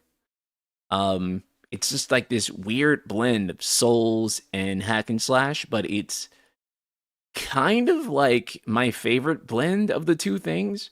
I think it hybrids the genres in a way that I found ideal. The challenge of a Souls game that you would expect, but then I also think that there is this sort of expressiveness that you'd get more so from a hack and slash game, the different types of combos and things you can pull off, and the way that you're able to explore those different options in battle feels more like a hack and slash, and especially later on in the game, where it begins to feel more fast and aggressive. Because you can play, really aggressive in this game, which is another thing that I really like. So I really enjoyed Stellar Blade. Probably, not my game of the year, but it is in my top games for this year. And I think that the character designs are gorgeous. The artwork is out of this world. The graphics out of this world. Maybe the best OST this year. It might even take it from Rebirth, in my opinion. I do find myself listening to music from Stellar Blade more frequently than FF7 Rebirth, if I'm entirely honest. I just think that the soundtrack is brilliant, and that's because they also had the studio that did a lot of the work on Nier Automata work on this as well. And on top of that, a lot of the tracks from their in-house studio kind of replicates what you'd expect from Nier as well. And so if you really like Nier Automata's OST, this feels like a natural continuation of that. Is this one of the games that looks especially better on the PS5 Pro? Yes, it does. However, like the only criticism, like real criticism that I have of this game is that I do think the story in this game is what the fuck. Like this game's story has the same pacing as Quest 64. And I wish I was kidding when I said that, but like this game is like Quest 64 too in terms of narrative. Like it is like characters introduced and like killed in like the same scene multiple times. Multiple times. Things mentioned but never explained. There is no final boss if you choose the correct and the good ending, actually. Yeah, so I hope that with Stellar Blade 2, there's like a more concerted effort to actually make like a great narrative, a great story, because that was like the only disappointing thing from this. Because I do think that they took a lot of inspiration from Nier, and I do think that most of it worked out. I do love the character designs, the artwork, the gameplay. Again, it's like the best action combat maybe of this year, and maybe some of my favorite action combat of the gen, if I'm honest. Like like if I'm being really real, of the PS5 generation, probably a top 3 in terms of combat. Just not bullshitting, dude. So, yeah, just unfortunate in terms of the story, but everything else in the game, peak. So I read a fair bit of Korean manhwa, webtoons, etc. The stories are, yeah, some great peaks, but so much weird pacing. Like shonen manga distiller and on crack sometimes. um, I don't even think it has like the same type of like issues that you would have with like say like manhwa or like webtoons that you can commonly find there. I think it has issues that are like they just straight up didn't even have a right. Like bluntly speaking, like and that's actually not to say that the game doesn't say anything profound in it or interesting, because I actually think that like if you read between the lines of the story, there is some interesting ideas there that are different than here, even though they take a lot from it. And a lot of interesting comments about AI and artificial life forms, but like it's kind of lost in like a sauce of like not really being paced appropriately and not really fleshing out characters and just generally kind of being all over the fucking place. My biggest complaint was the environments. 2 desert areas was too much. Okay, I agree with that. Like, we did not need 2 fucking deserts. Like, that was just what the fuck were they thinking with that? I do agree. I also really enjoyed some of the PS2 level design in that game. I know that's normally used derogatory, but like I'm actually using it as like a genuine compliment. It was very like platformer PS2 era, like jump here and then jump there and then kind of like level design, and I kind of liked it. It was very nostalgic for me in that way. So I kind of ended up fucking with some of the level design in it. Enemy design is definitely where the game they definitely were like one of the ways that game shines, because I feel like all the enemies were exceptional. Yeah, it's just an exceptional game all around, except for the story, which was not exceptional. That's where they kind of just, you know, 2 deserts. Even Mario doesn't do that. Yeah, I feel like desert is like one of those areas in a game too where there's not too many like desert levels I walk away from, and I'm like really like I love the desert level. Um, Maybe that's just me. Not to say that like every game like has like a bad desert. I think Near Automata's desert is not bad. I think that area in the desert there is pretty cool. But like, yeah, I'm not like there's not like a tremendous number of games where I'm like, yo, the desert part was like so great. Mario 60, the desert level in Mario 64 is pretty good.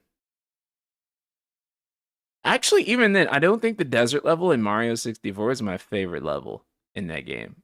I would actually probably rate that level maybe toward the middle.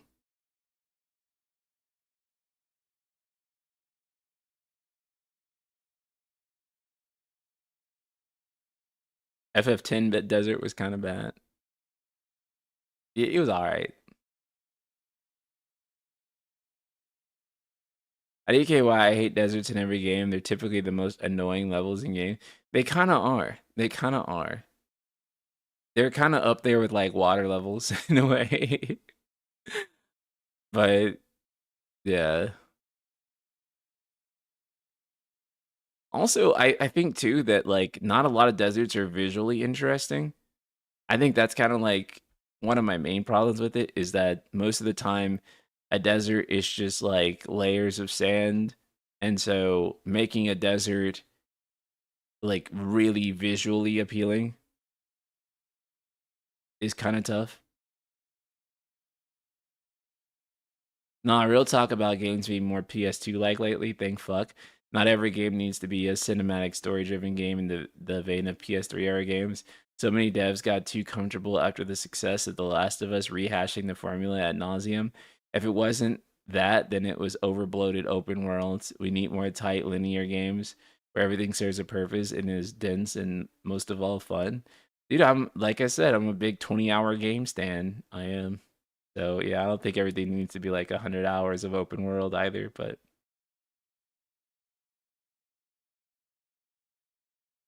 I didn't have a big problem with the desert in Stellar Blade. I had a problem with two deserts. I agree.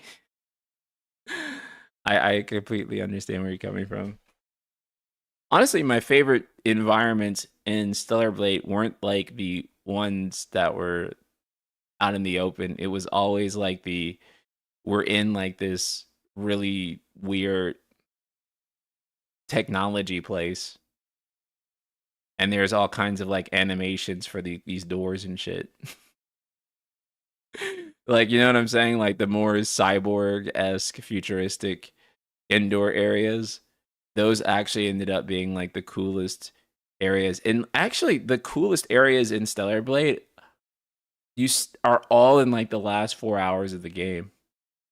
Right? It's like really backloaded in that sense, where all the coolest areas are like just like boss fight stages. Like way, way, way in the back of the game for some reason. And yeah.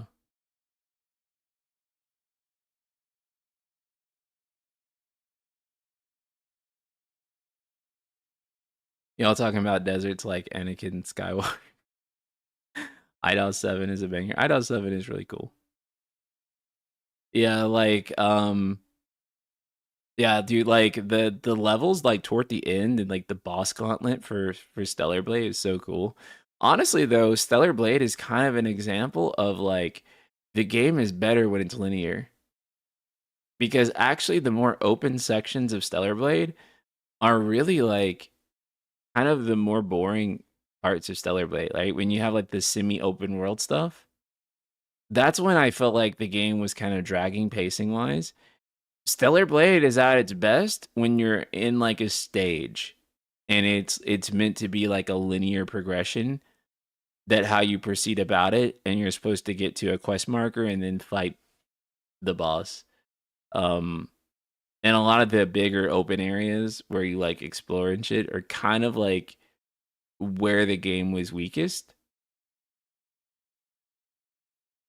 I think like honestly too, like the most enjoyable part of Stellar Blade by far is like the last few hours, I think.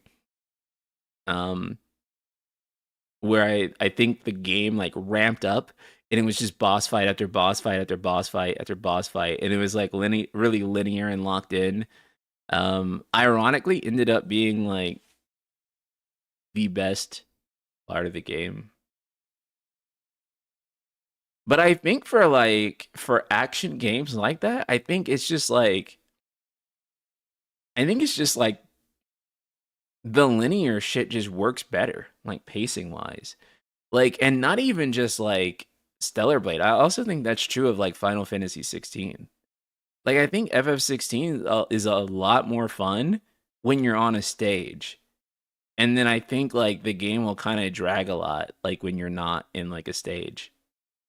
Um, and like you're just kind of like doing things on like the map and you're teleporting back and forth, and then there's just a bunch of enemies waiting to be fought in the world. I really do think that that game is like at its most fun to me like when I'm just locked into like the hallway and it's just like uh run to the end and fight the boss, versus like versus doing stuff on the world map, which is why I tell you guys I think I'd have a much better experience playing 16 if I just ran through it instead of doing like all the side quests, because I think the open area sections were like really where that game kind of like dragged for me. And so I think that like it would like shift my perception of that game up an entire point if I could just skip through those sections as fast as possible and just get to like the part of the game that I did enjoy. I hated the open sections of FF16. If it was a linear game only, the pacing would have been a lot better. Yeah, I agree. And I don't think I don't think it should have been like FF13 linear necessarily, but like if it could have been like God of War 2018 kind of linear where you can go back and revisit environments and it is kind of connected and you are traveling the world, but it's not like, you know what I'm saying? But it is like a constant linear funnel that you're going down. And like the pacing of the game is kind of designed to be like a tight moment to moment experience. I do think I probably would have enjoyed it a lot more. On topic of desert, to anyone playing Dragon Quest III for the first time this week, good luck with any desert pyramid. Just be sure to bring a lot of healing and antidotes. There's a fun challenge there that separates adults from the children. Oh god.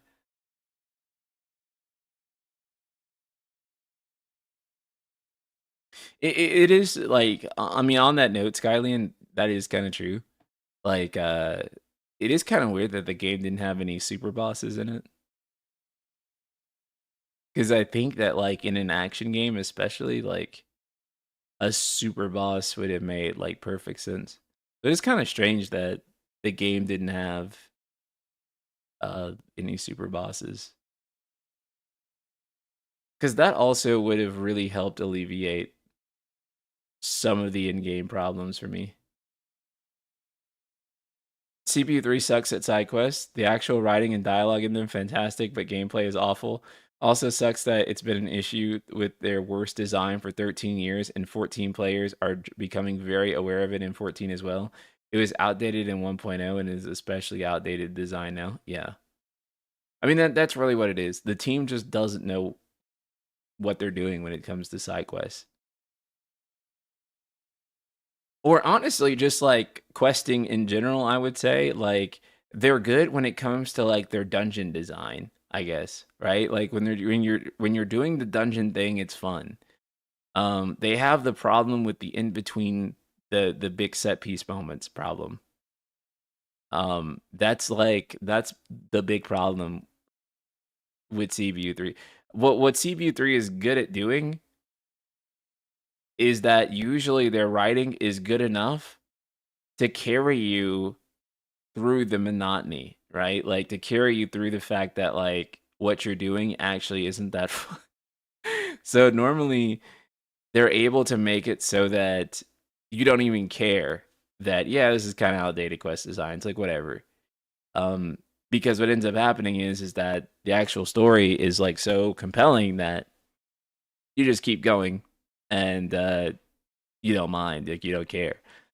Um The problem is though, is that if you ever hit a part of the story where the player is not really engaged by like what's happening in the story, or they're kind of just like, I'm not really feeling this bit, then that kind of becomes an issue, right? Like it kind of starts to become a problem in, and you kind of are like, well, I don't know.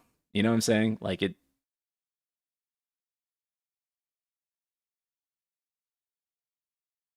Metaphor or FF7 for Game of the Year. I am, I think, halfway with Metaphor right now. I don't know if I would pick which one I'll pick. I'm going to finish it in the next couple of weeks for sure. Cause I'm like 44 hours into it. I have time this week. This week, I think my girlfriend is gonna go out of town later, so I'll be able to dump some hours into it. And then I want to try to hopefully do like a mega review on it. So I'm already thinking about like writing a very long form review on Metaphor that'll encapsulate my thoughts to kind of wrap up everything that's been going on with it and my feelings. I don't know. I don't know. It's hard for me to say. I'll tell you this much. This has been like the outstanding kind of like uh thing for me. I have not played Silent Hill 2 remake. this has kind of been the outstanding thing for me between the two.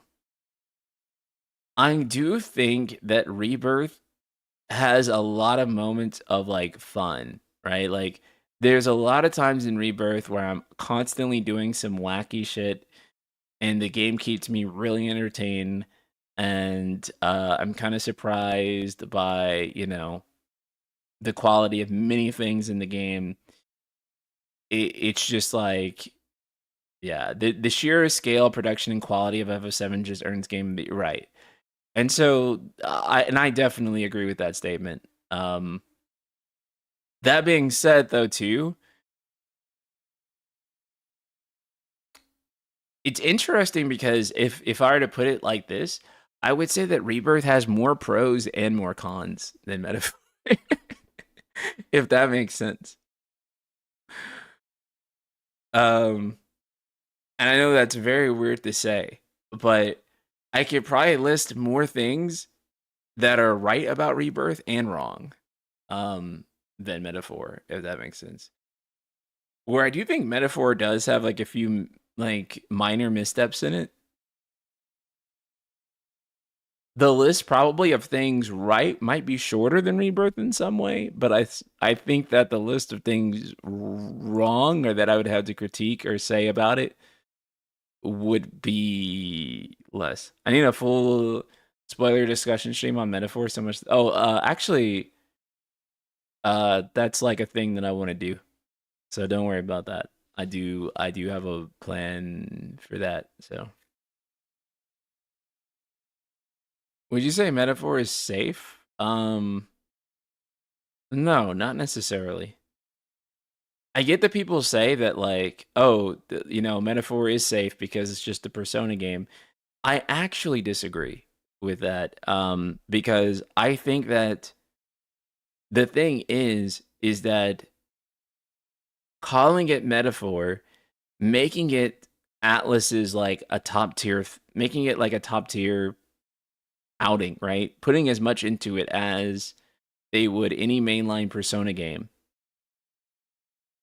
budget wise, development time wise, and then choosing to not call it Persona in itself is very fascinating to me, because if it was about being safe, they could have done all that and said like, this is Persona Fantasy, Persona Refantasy. That's what they could have called it.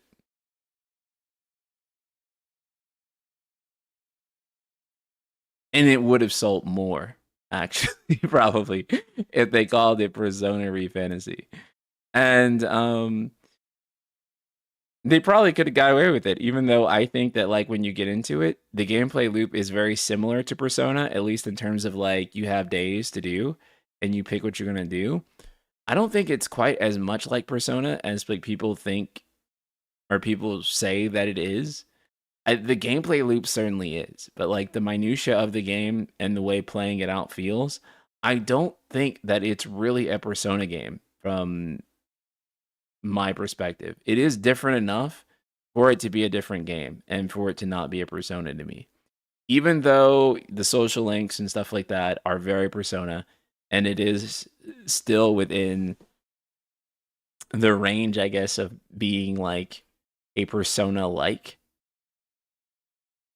But I guess that like it's no more of a Persona to me than like Fire Emblem Three Houses, which is also kind of a Persona, I guess. I guess like what I'm really trying to say is that I acknowledge it more of like as like a game in the calendar genre than I do like Metaphor is like 100% a Persona game. No, I think there's a new genre of RPG, like subgenre of JRPG called like calendar RPG or something. And it's part of that. And Fire Emblem Three Houses is part of that. And um I haven't played the Cold Steel games, but I think that they're also on a calendar, so they're probably part of that too. So, yeah, calendar RPG.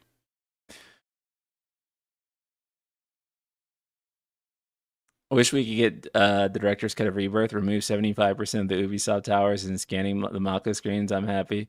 I love Rebirth, but my God, does it have too much filler? Again, that's where I say that, like, in terms of like praise and criticism, I have more of both for Rebirth,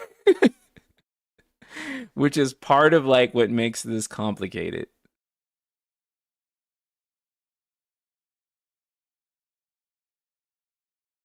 Yeah, good point. It's kind of like Chrono Trigger. I mean, you could call it a new Dragon Quest, but with more sci-fi, or a new FF that has Akira Toriyama designs, but realistically stands on its own. Yeah, that's 100% it.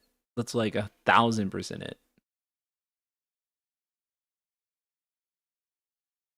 Do you think that KH4 will have a calendar system based on Nomoda's comments on Sora's daily life in Quadratum? I think that'd be funny as fuck if Kingdom Hearts 4 had a calendar system and it was a calendar RPG. I think that'd be funny as fuck. I don't think it will, but I do think that'd be neat. One thing I want them to do is shake up the calendar. I thought Metaphor's story was too predictable. They even had the same shit happening in the same months as P5 and P4. Let a game start during Christmas next time or in November. Yeah, I agree. I agree. I do think that like we need a starting month that's not like fucking April or some shit. That's for sure.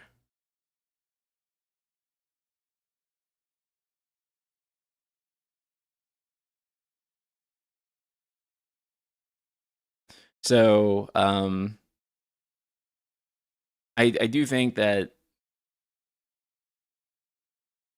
what the fuck was I gonna say? Oh yeah, we were talking about is Rebirth game of the year or is Metaphor game of the year? It's tough. I really don't know. I'll have a more finite opinion whenever I beat the games, and I'll probably make a video or do a stream discussing on why I arrived at that conclusion that I did. Um, but yeah, I would say that again, Rebirth, there's a lot more stuff that I like, and then there's also a lot more stuff that I dislike. But I will say that narratively, like which one as a story is having like a bigger impact on me, and like which one I'll probably be thinking about more for like the years to come will probably be Metaphor, right? Like I will probably be thinking about Metaphor in 3 to 5 years from now, where I don't think in terms of story I'll be thinking about Rebirth. I do think I'll be thinking about Rebirth's gameplay, and of course because there's a third part coming too.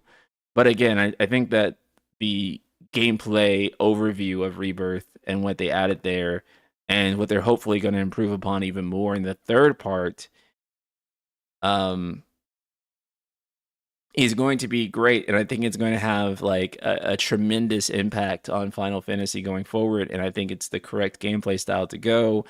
And it's kind of like one of the more impressive gameplay styles that we've had from like a JRPG period. But in terms of like, uh, how should I say? Um, I'm looking for the right wording. I'm also fooling with this thing. But yeah, in terms of like story stuff and like the impact that it's leaving on me, part of it is just the fact that it's a remake, straight up. Like it's really hard for a remake to come in and just be like, yeah. Have you seen Claire Obscure Expedition 33? I just learned about it today. Okay, go watch my videos on it. I have videos on it. I think you'll really enjoy it. Headset Historian. But yeah, I've talked about it. It's a really cool game.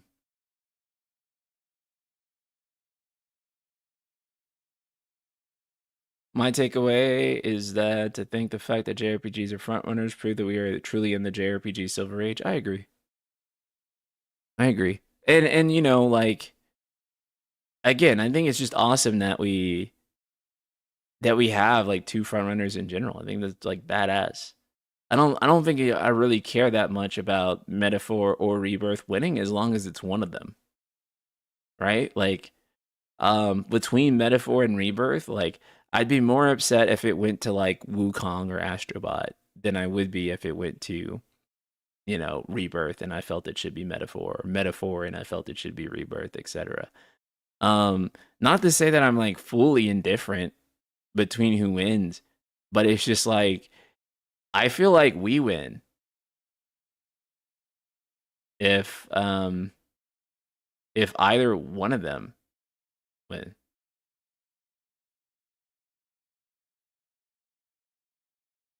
Fun question to chat and you at Night Sky Prince. Not sure you played decent check of Metaphor and you did SMT5 last year, right? What do you prefer? True turn based, true press turn like Metaphor, or once more in Persona? Oh, that's a difficult question. That's such a hard question. I do think that like the once more system in Persona games is a lot more like there's a dopamine loop to that that's really tight and feels good, but I feel like Metaphor just has more sauce to it, like how you can play the game. One Hollow Goku, thank you for the super chat. How would you feel if Kingdom Hearts 4 comes out and it has a more rebirth game design? Do you think that would work for Cage? Um, well, I guess I would need to know more specifically, like what aspect of rebirth, right? Like controlling party members, or you mean like the type of open world or something like that? I guess I would need to know like which part of Kingdom Hearts, but I think that the 7R trilogy has been influenced by Kingdom Hearts for sure. I think all Square Enix action games actually have been influenced by Kingdom Hearts. You can find elements of Kingdom Hearts in Final Fantasy 16 for sure as well. You can find it in Dissidia. So I think that like Kingdom Hearts' style of action is just like all throughout Square Enix's action games, except for like the bad ones that did not take enough influence from Kingdom Hearts. I'm sorry. FF15 should have been more like Kingdom Hearts in terms of combat. Sue me. But yeah. Square Enix as an action game maker does not exist without Kingdom Hearts. Kingdom Hearts is the only game that ever actually figured it out, right? And then Kingdom Hearts 2 really fucking figured it out. Like Kingdom Hearts 2 was like, oh shit, dude, we got it. We fucking got it. We've unlocked it. We know how to make action games now. Um and then they never were able to make anything like quite as Kino as like Kingdom Hearts 2 again until like I would argue Final Fantasy 7 remake. Aside from like Dissidia. But yeah, like after Kingdom Hearts 2, it felt like they could just never make Kingdom Hearts 2 again, and then remake happened, and then that's when they kind of got like the sauce back. But like for a long while, I felt like they could not make anything that was like even close to like Kingdom Hearts 2 in terms of action, including other Kingdom Hearts games, which is kind of fucking funny. But I don't even think other Kingdom Hearts games got quite as close. Kingdom Hearts 3 did after the Remind DLC. But even then, the problem with Remind is not Remind itself. It's just that they added critical mode in to a game that's just not as fun as Kingdom Hearts 2. Like, I don't think that, like, so one thing about Kingdom Hearts 2 Final Mix and playing critical mode is that, like, with Remind, they added the data fights, and the data fights, and those are all really fun, and all the DLC fights are really fun. But the problem with Kingdom Hearts 3 Remind is that the game Kingdom Hearts 3's main story is not fucking well, yeah. And so like but Kingdom Hearts 2, brother. Oh my gosh. Kingdom Hearts 2, the main story of KH2 is actually fucking fun to play from beginning to end. Like I actually enjoy it. And I know this is a hot take, but I actually have more fun playing KH2 vanilla on Proud than I do playing KH3 critical. Like I'm just talking main story. I'm not talking about like fights, like actual boss fights or anything like that. Like DLC fights or anything like that. I actually just think that Kingdom Hearts 2 is just more fun like to play and as a story is more fun. And maybe even a hotter take, I enjoy Kingdom Hearts 2's cutscenes tremendously more than Kingdom Hearts 3. Because Kingdom Hearts 3, there's like this like weird thing with all the cutscenes where they drag on for too long and they're not paced as snappy. Where Kingdom Hearts 2 actually has like the cutscenes in Kingdom Hearts like really peaked for me with 2. Like I don't know like what it is. You'd have to do like a long form breakdown, but like 2 had like really fun, enjoyable cutscenes to watch. And I cannot say that any other Kingdom Hearts game has really ever gotten that sauce back in quite the same way. Like when I play like Kingdom Hearts 2, I don't know how to explain it. Like each cutscene is like fucking magic and is like well voiced and like well paced and like I think like Kingdom Hearts 3 there's just so much. I mean like the most notorious example I think is like the Elsa scene, like the Let It Go scene, right? KH3 is nothing more than a massive Disney ad with a little Kingdom Hearts sprinkled in. It does feel like, and a lot of people will say Nomina like ruined that game or whatever, but I don't think it was him, dog. Like, if you want to ask me like what was wrong, like, or you want me to like diagnose like what was wrong with KH3, I would like 100% say that Disney had to be fucking tripping with that game. Like, there's no way that Nomina like walked in there and was like, "Yeah, we need to recreate Let It Go in Unreal Engine because that's what the fans demand." Like it was stuff like that, right? Like, and it wasn't even like recreated in engine. It was still it was in engine, but it was a pre-rendered cinematic that they created with the engine. And so like I cannot imagine Nomada thinking, "Yo, we're about to fucking cook with this." I think that was 100% Disney being like, "Yeah, we need to put like Let It fucking go in there." Like, whose idea was it to do that? I don't think it was his. I think it was Disney's. Um,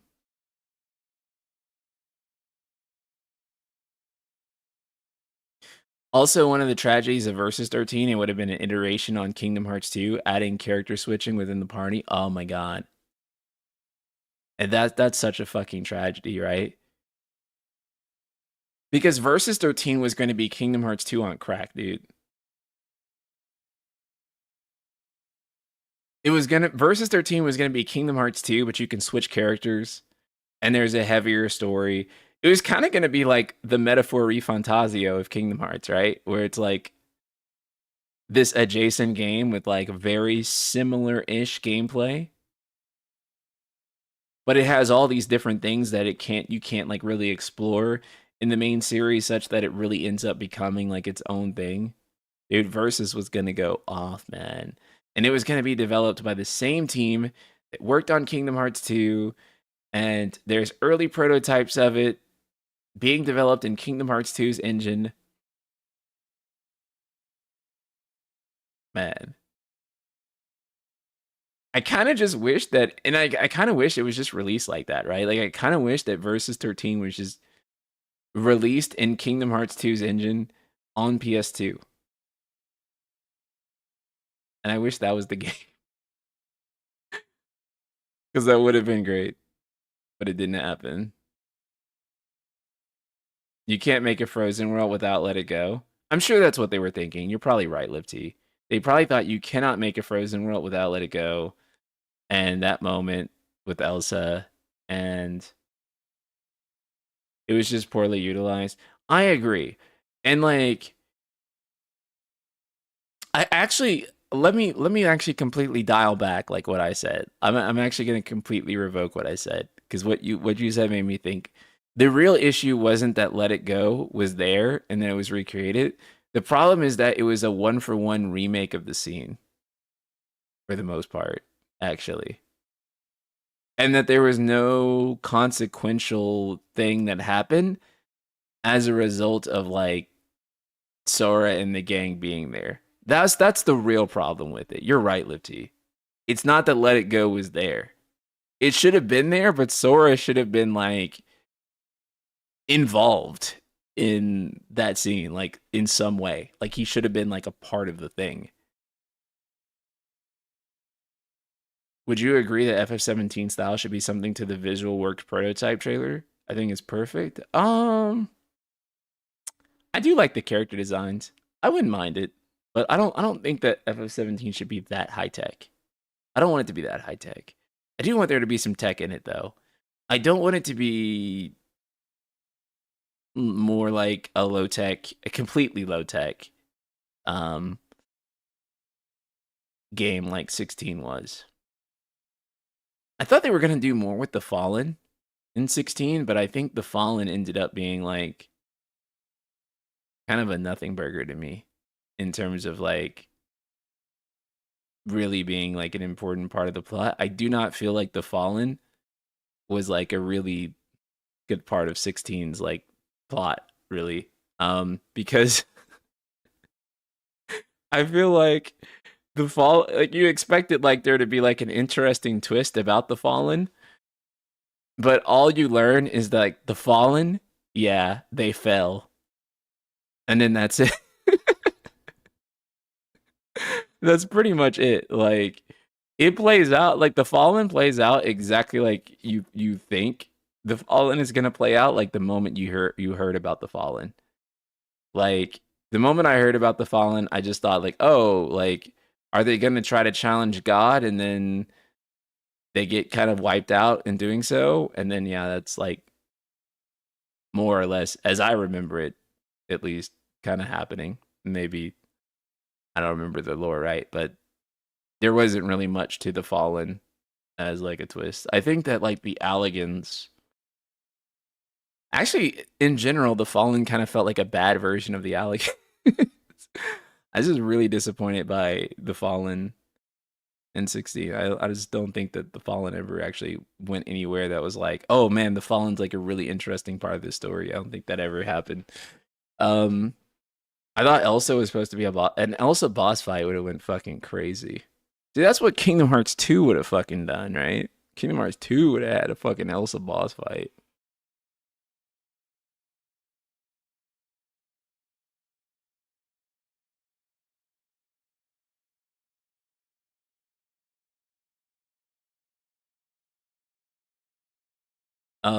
But yeah, Kingdom Hearts 2 just, dude, there's just not another game like it. That's kind of, speaking of, like, I'm not promising this at all. In fact, I'm not even like really hinting that we're actually going to do this, but I did kind of think that like if there was a game, like another like classic Square game that I wanted to stream and play, it would be Kingdom Hearts 1. And I would do it with like the modded Kingdom Hearts 2 full FOV camera because I've been wanting to do that, but like I'm not promising that. I'll tell you. I'll promise this much. I'll say that if we could ever get a Kingdom Hearts 4 update, then maybe I think it'll be relevant in time for me to play Kingdom Hearts 1 again.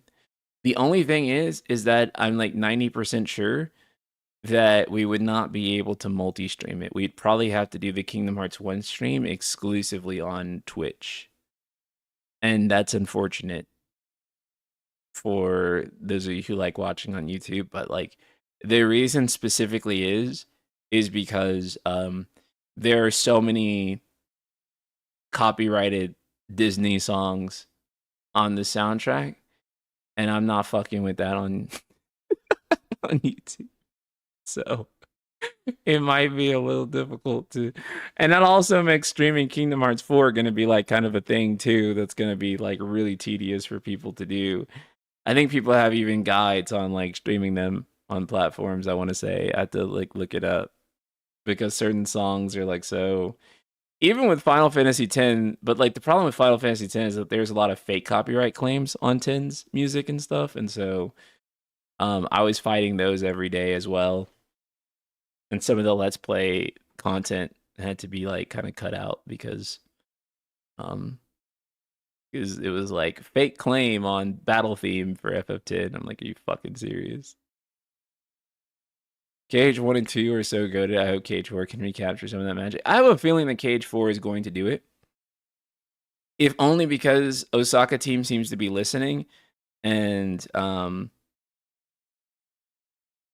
3's feedback seems to have been implemented well enough in Remind that I think they will figure it out. But in terms of like, yeah, in terms of like whether 4 will be good, I am like 100% confident 4 will be better than 3. Like I cannot imagine a world where 4 comes out and 4 is not better than 3. I think that 4 will also be better than 1, at least in terms of gameplay too. I think it'll just really come down to like, do you like 4 better than 2? Like I think that'll just be kind of the discussion, right? Because I think that a lot of people get like really wrapped up in the like just the combat stuff when it comes to like, is Kingdom Hearts 3 better than 2? Um, but I actually think that Kingdom Hearts 2 is just a more enjoyable game, like straight up in every single way. Like, and not even just like the ways that are like, again, like combat, but like boss fights or anything like that. I actually think that like, and this is gonna be crazy. Like for example, I think music in Kingdom Hearts 2, I like the music in 2 better. Like I'm sorry, I know. I love a Shimamura track, but like I feel like 2 actually has like more original themes, whereas 3 tries to bring in like a bunch of remixes and stuff and like everything like that. I actually enjoy the music of Kingdom Hearts 2 more. Um, the pacing of the levels in the main story, I liked it more. The pacing of the cutscenes, better in Kingdom Hearts 2.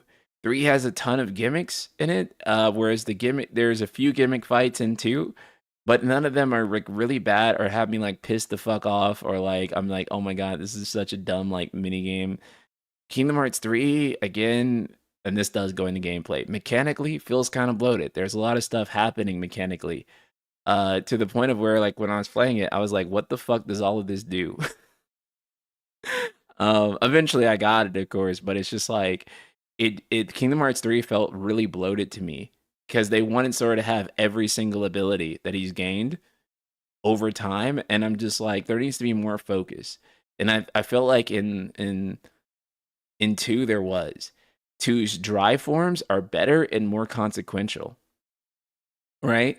There is something about like, you know, just pulling out Valor form, right? Like just pulling out Valor form that feels fucking cool and that you just don't get from forms that you get every single battle that you fight, no matter what, right? Like it's not that trump card that you pull like when your back is against the ropes and you use valor form and then like your strength goes up and then you're doing like all of these cool moments, right?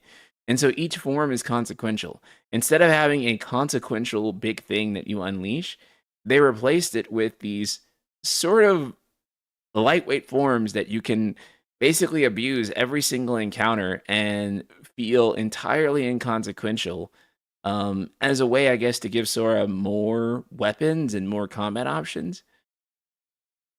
But it never really feels that good to me. Like it never really feels like I feel like a badass for using those forms. I don't. It just feels weak, right? It just doesn't feel as cool. Another thing too about those forms is that when you level those forms, you got abilities that came back into your base form, right? So you would have like, you know, as a result of like leveling like wisdom form, you get the whatever the fuck the name of that quick dash was, or like if you level limit form, you get your dodge roll and like all this other stuff, right? You'd have like the growth abilities and it was fucking cool. It felt like as Sora was growing, a little bit of those forms would stick into his base form, right? And so you actually got like this tangible feel that Sora was like learning these things from his dry forms. And it was so fucking cool and so fucking like bro, like and this is what I'm saying. Like people talk about like the absolute gaslighting that happens, and I'm just like, nah. I'm like, dude, Kingdom Hearts 2 is just a better fucking game in every single way. It's like it's not even just like only the combat. It's like there is not a single thing that I like really feel strongly about with KH3 and say like that's like the better thing. Like not particularly. Maybe like the Remind fights, but like in terms of like the main story of the game, it's like it's not a better piece of content really. Um, I like form changes more. They were tied to a resource and required active decision making. Right. It's a mindless choice, basically. If you have a drive form and you want to use it, just use it, right? There's no consequence to it. There's no saving it. There's no maybe I'll need it, or like there's none of that. It's just like if it's there, use it because you're just supposed to spam it. I get like everything about Cage 2, story, uh aesthetics, the villains, the characters, like everything about Cage 2 to me. And this is why people say like, "Oh, Vanilla Cage 2. Vanilla Cage 2 this," or "Oh, you're only remembering like Final Mix." But I'm like, "No, no, no.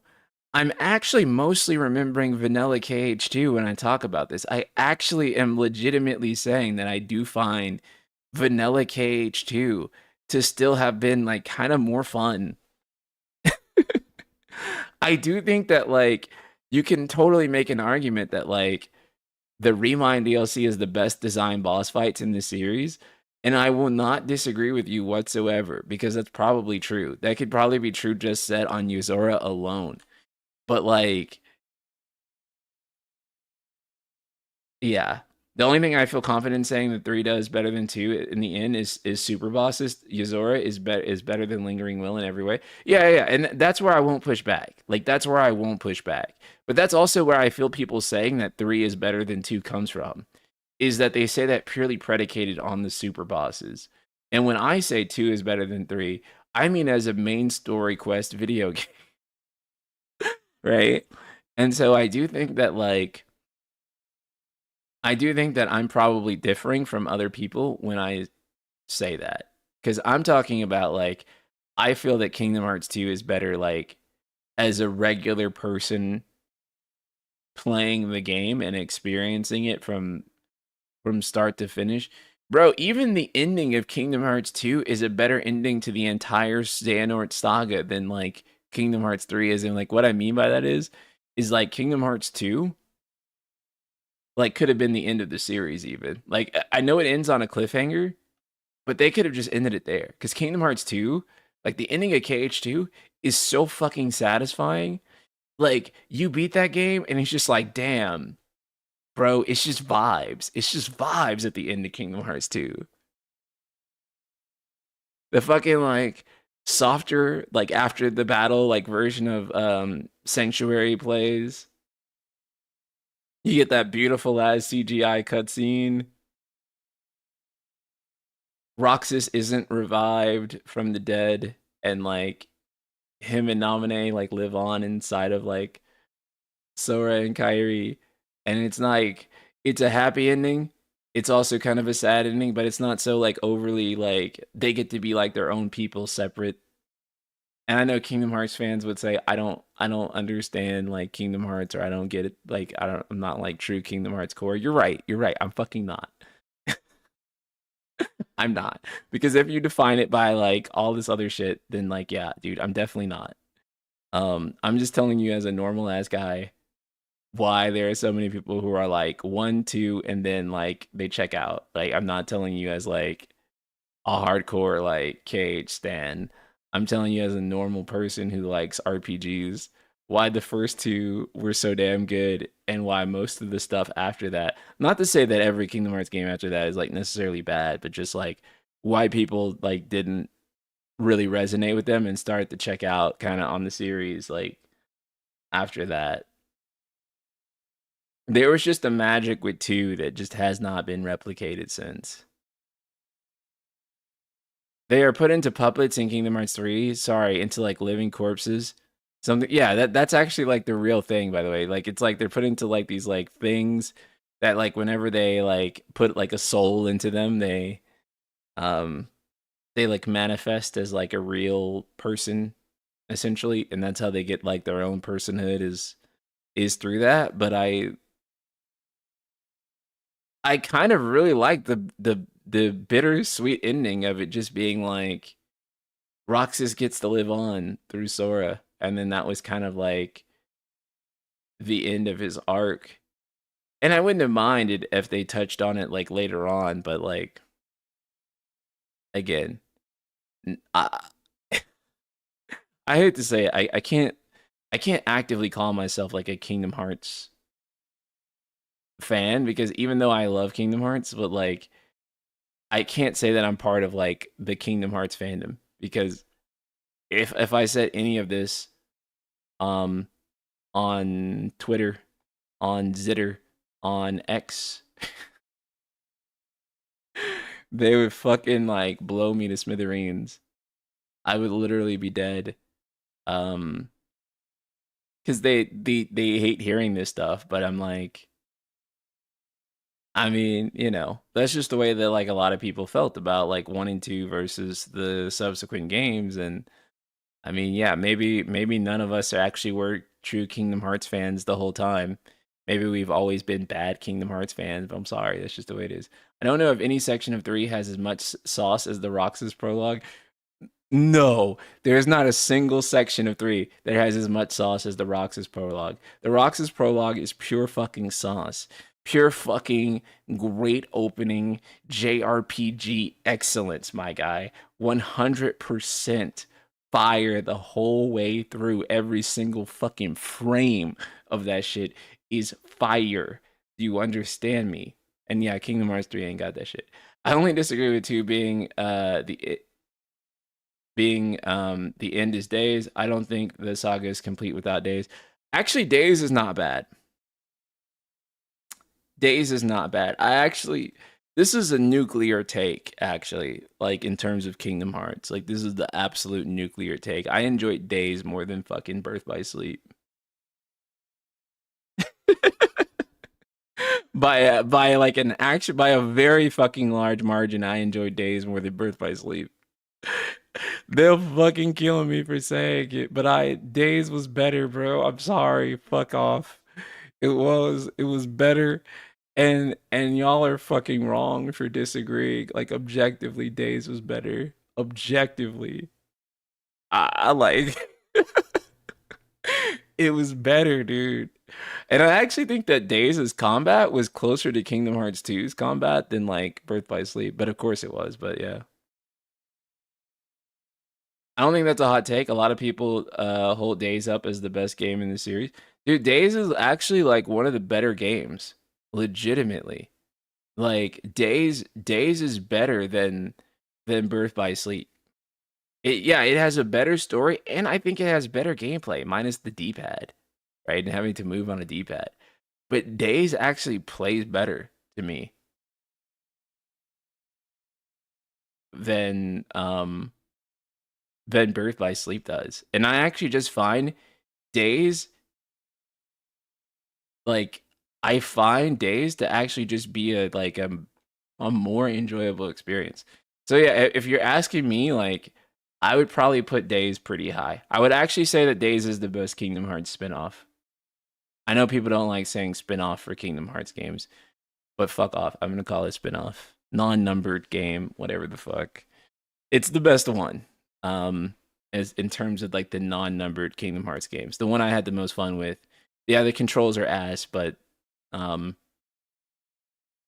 I actually think Days was I also think that Recoded had better combat than people kind of like gave it credit for. Like, don't get me wrong, Recoded is kind of ass.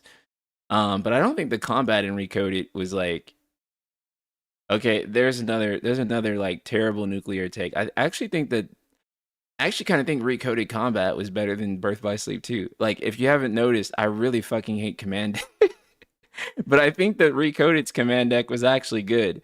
Like it felt better.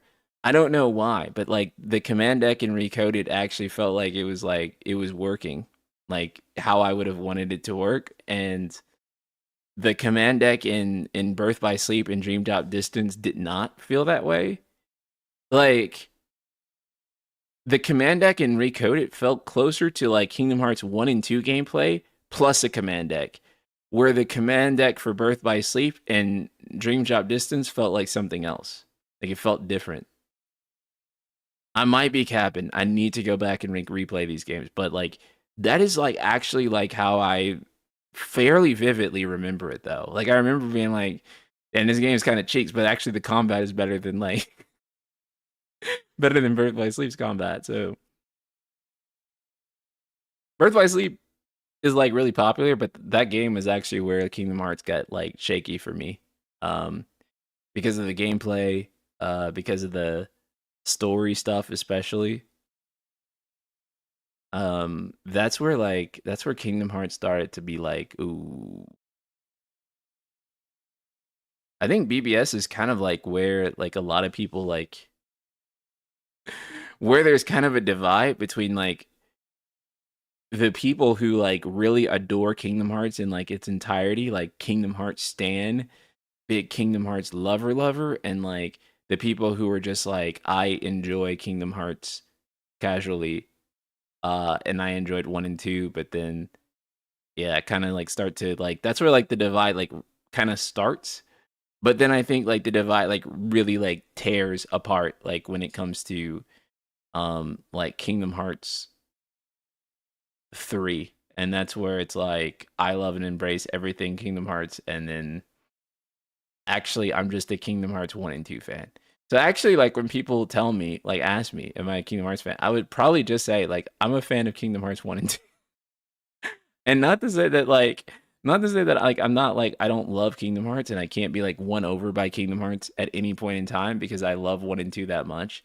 But the reason I say that is just simply because if I say, "Oh, I'm a Kingdom Hearts fan," it kind of like creates this dynamic or this expectation that I could be, say, a bad fan, quote unquote, if I have like a thing.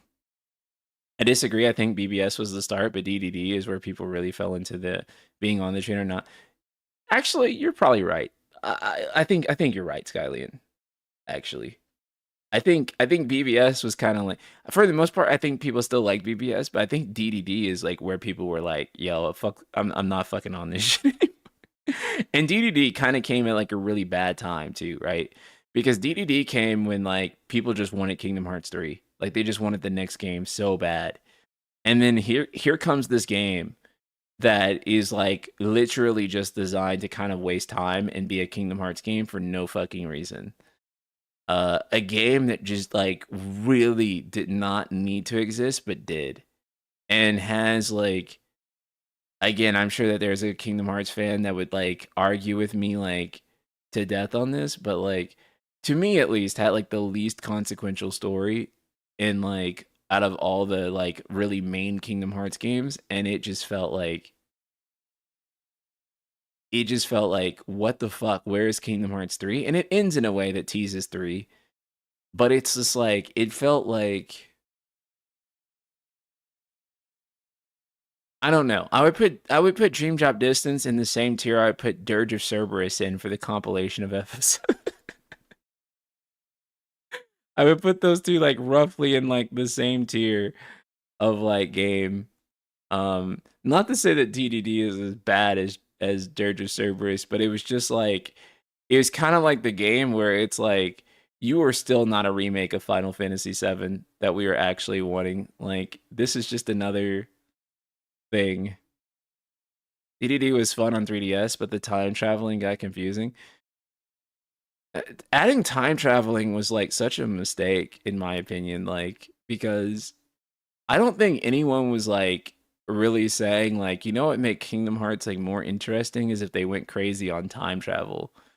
Um like cuz I feel like that's like where and not to say like the mechanics of time traveling in Kingdom Hearts are like super confusing or anything, but it's just kind of like I don't think that anyone like really was like craving time travel in Kingdom Hearts. DDD was the worst game at the worst time. I like it, but I also played it years after the fact.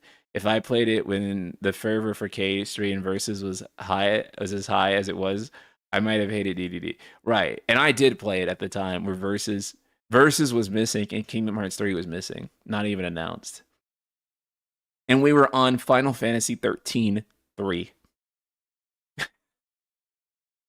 And then here comes Dream Drop Distance. And it's essentially like a filler game, like in terms of like the overarching story arc. adds time travel, doesn't really do anything else, and it's just like, yeah. So DDD came at like a really sore time, and yeah, it was not the best experience. Okay, I think we're going to call it a stream. I'm gonna have some videos out this week. I hope you guys look forward to them. Until then, actually, speaking of, let's rate our friend Bioroxis since we're talking about Kingdom Hearts. And yeah, I love you guys. I'll see you all throughout the week. We probably will do another stream later this week, and I'll have a couple more videos out.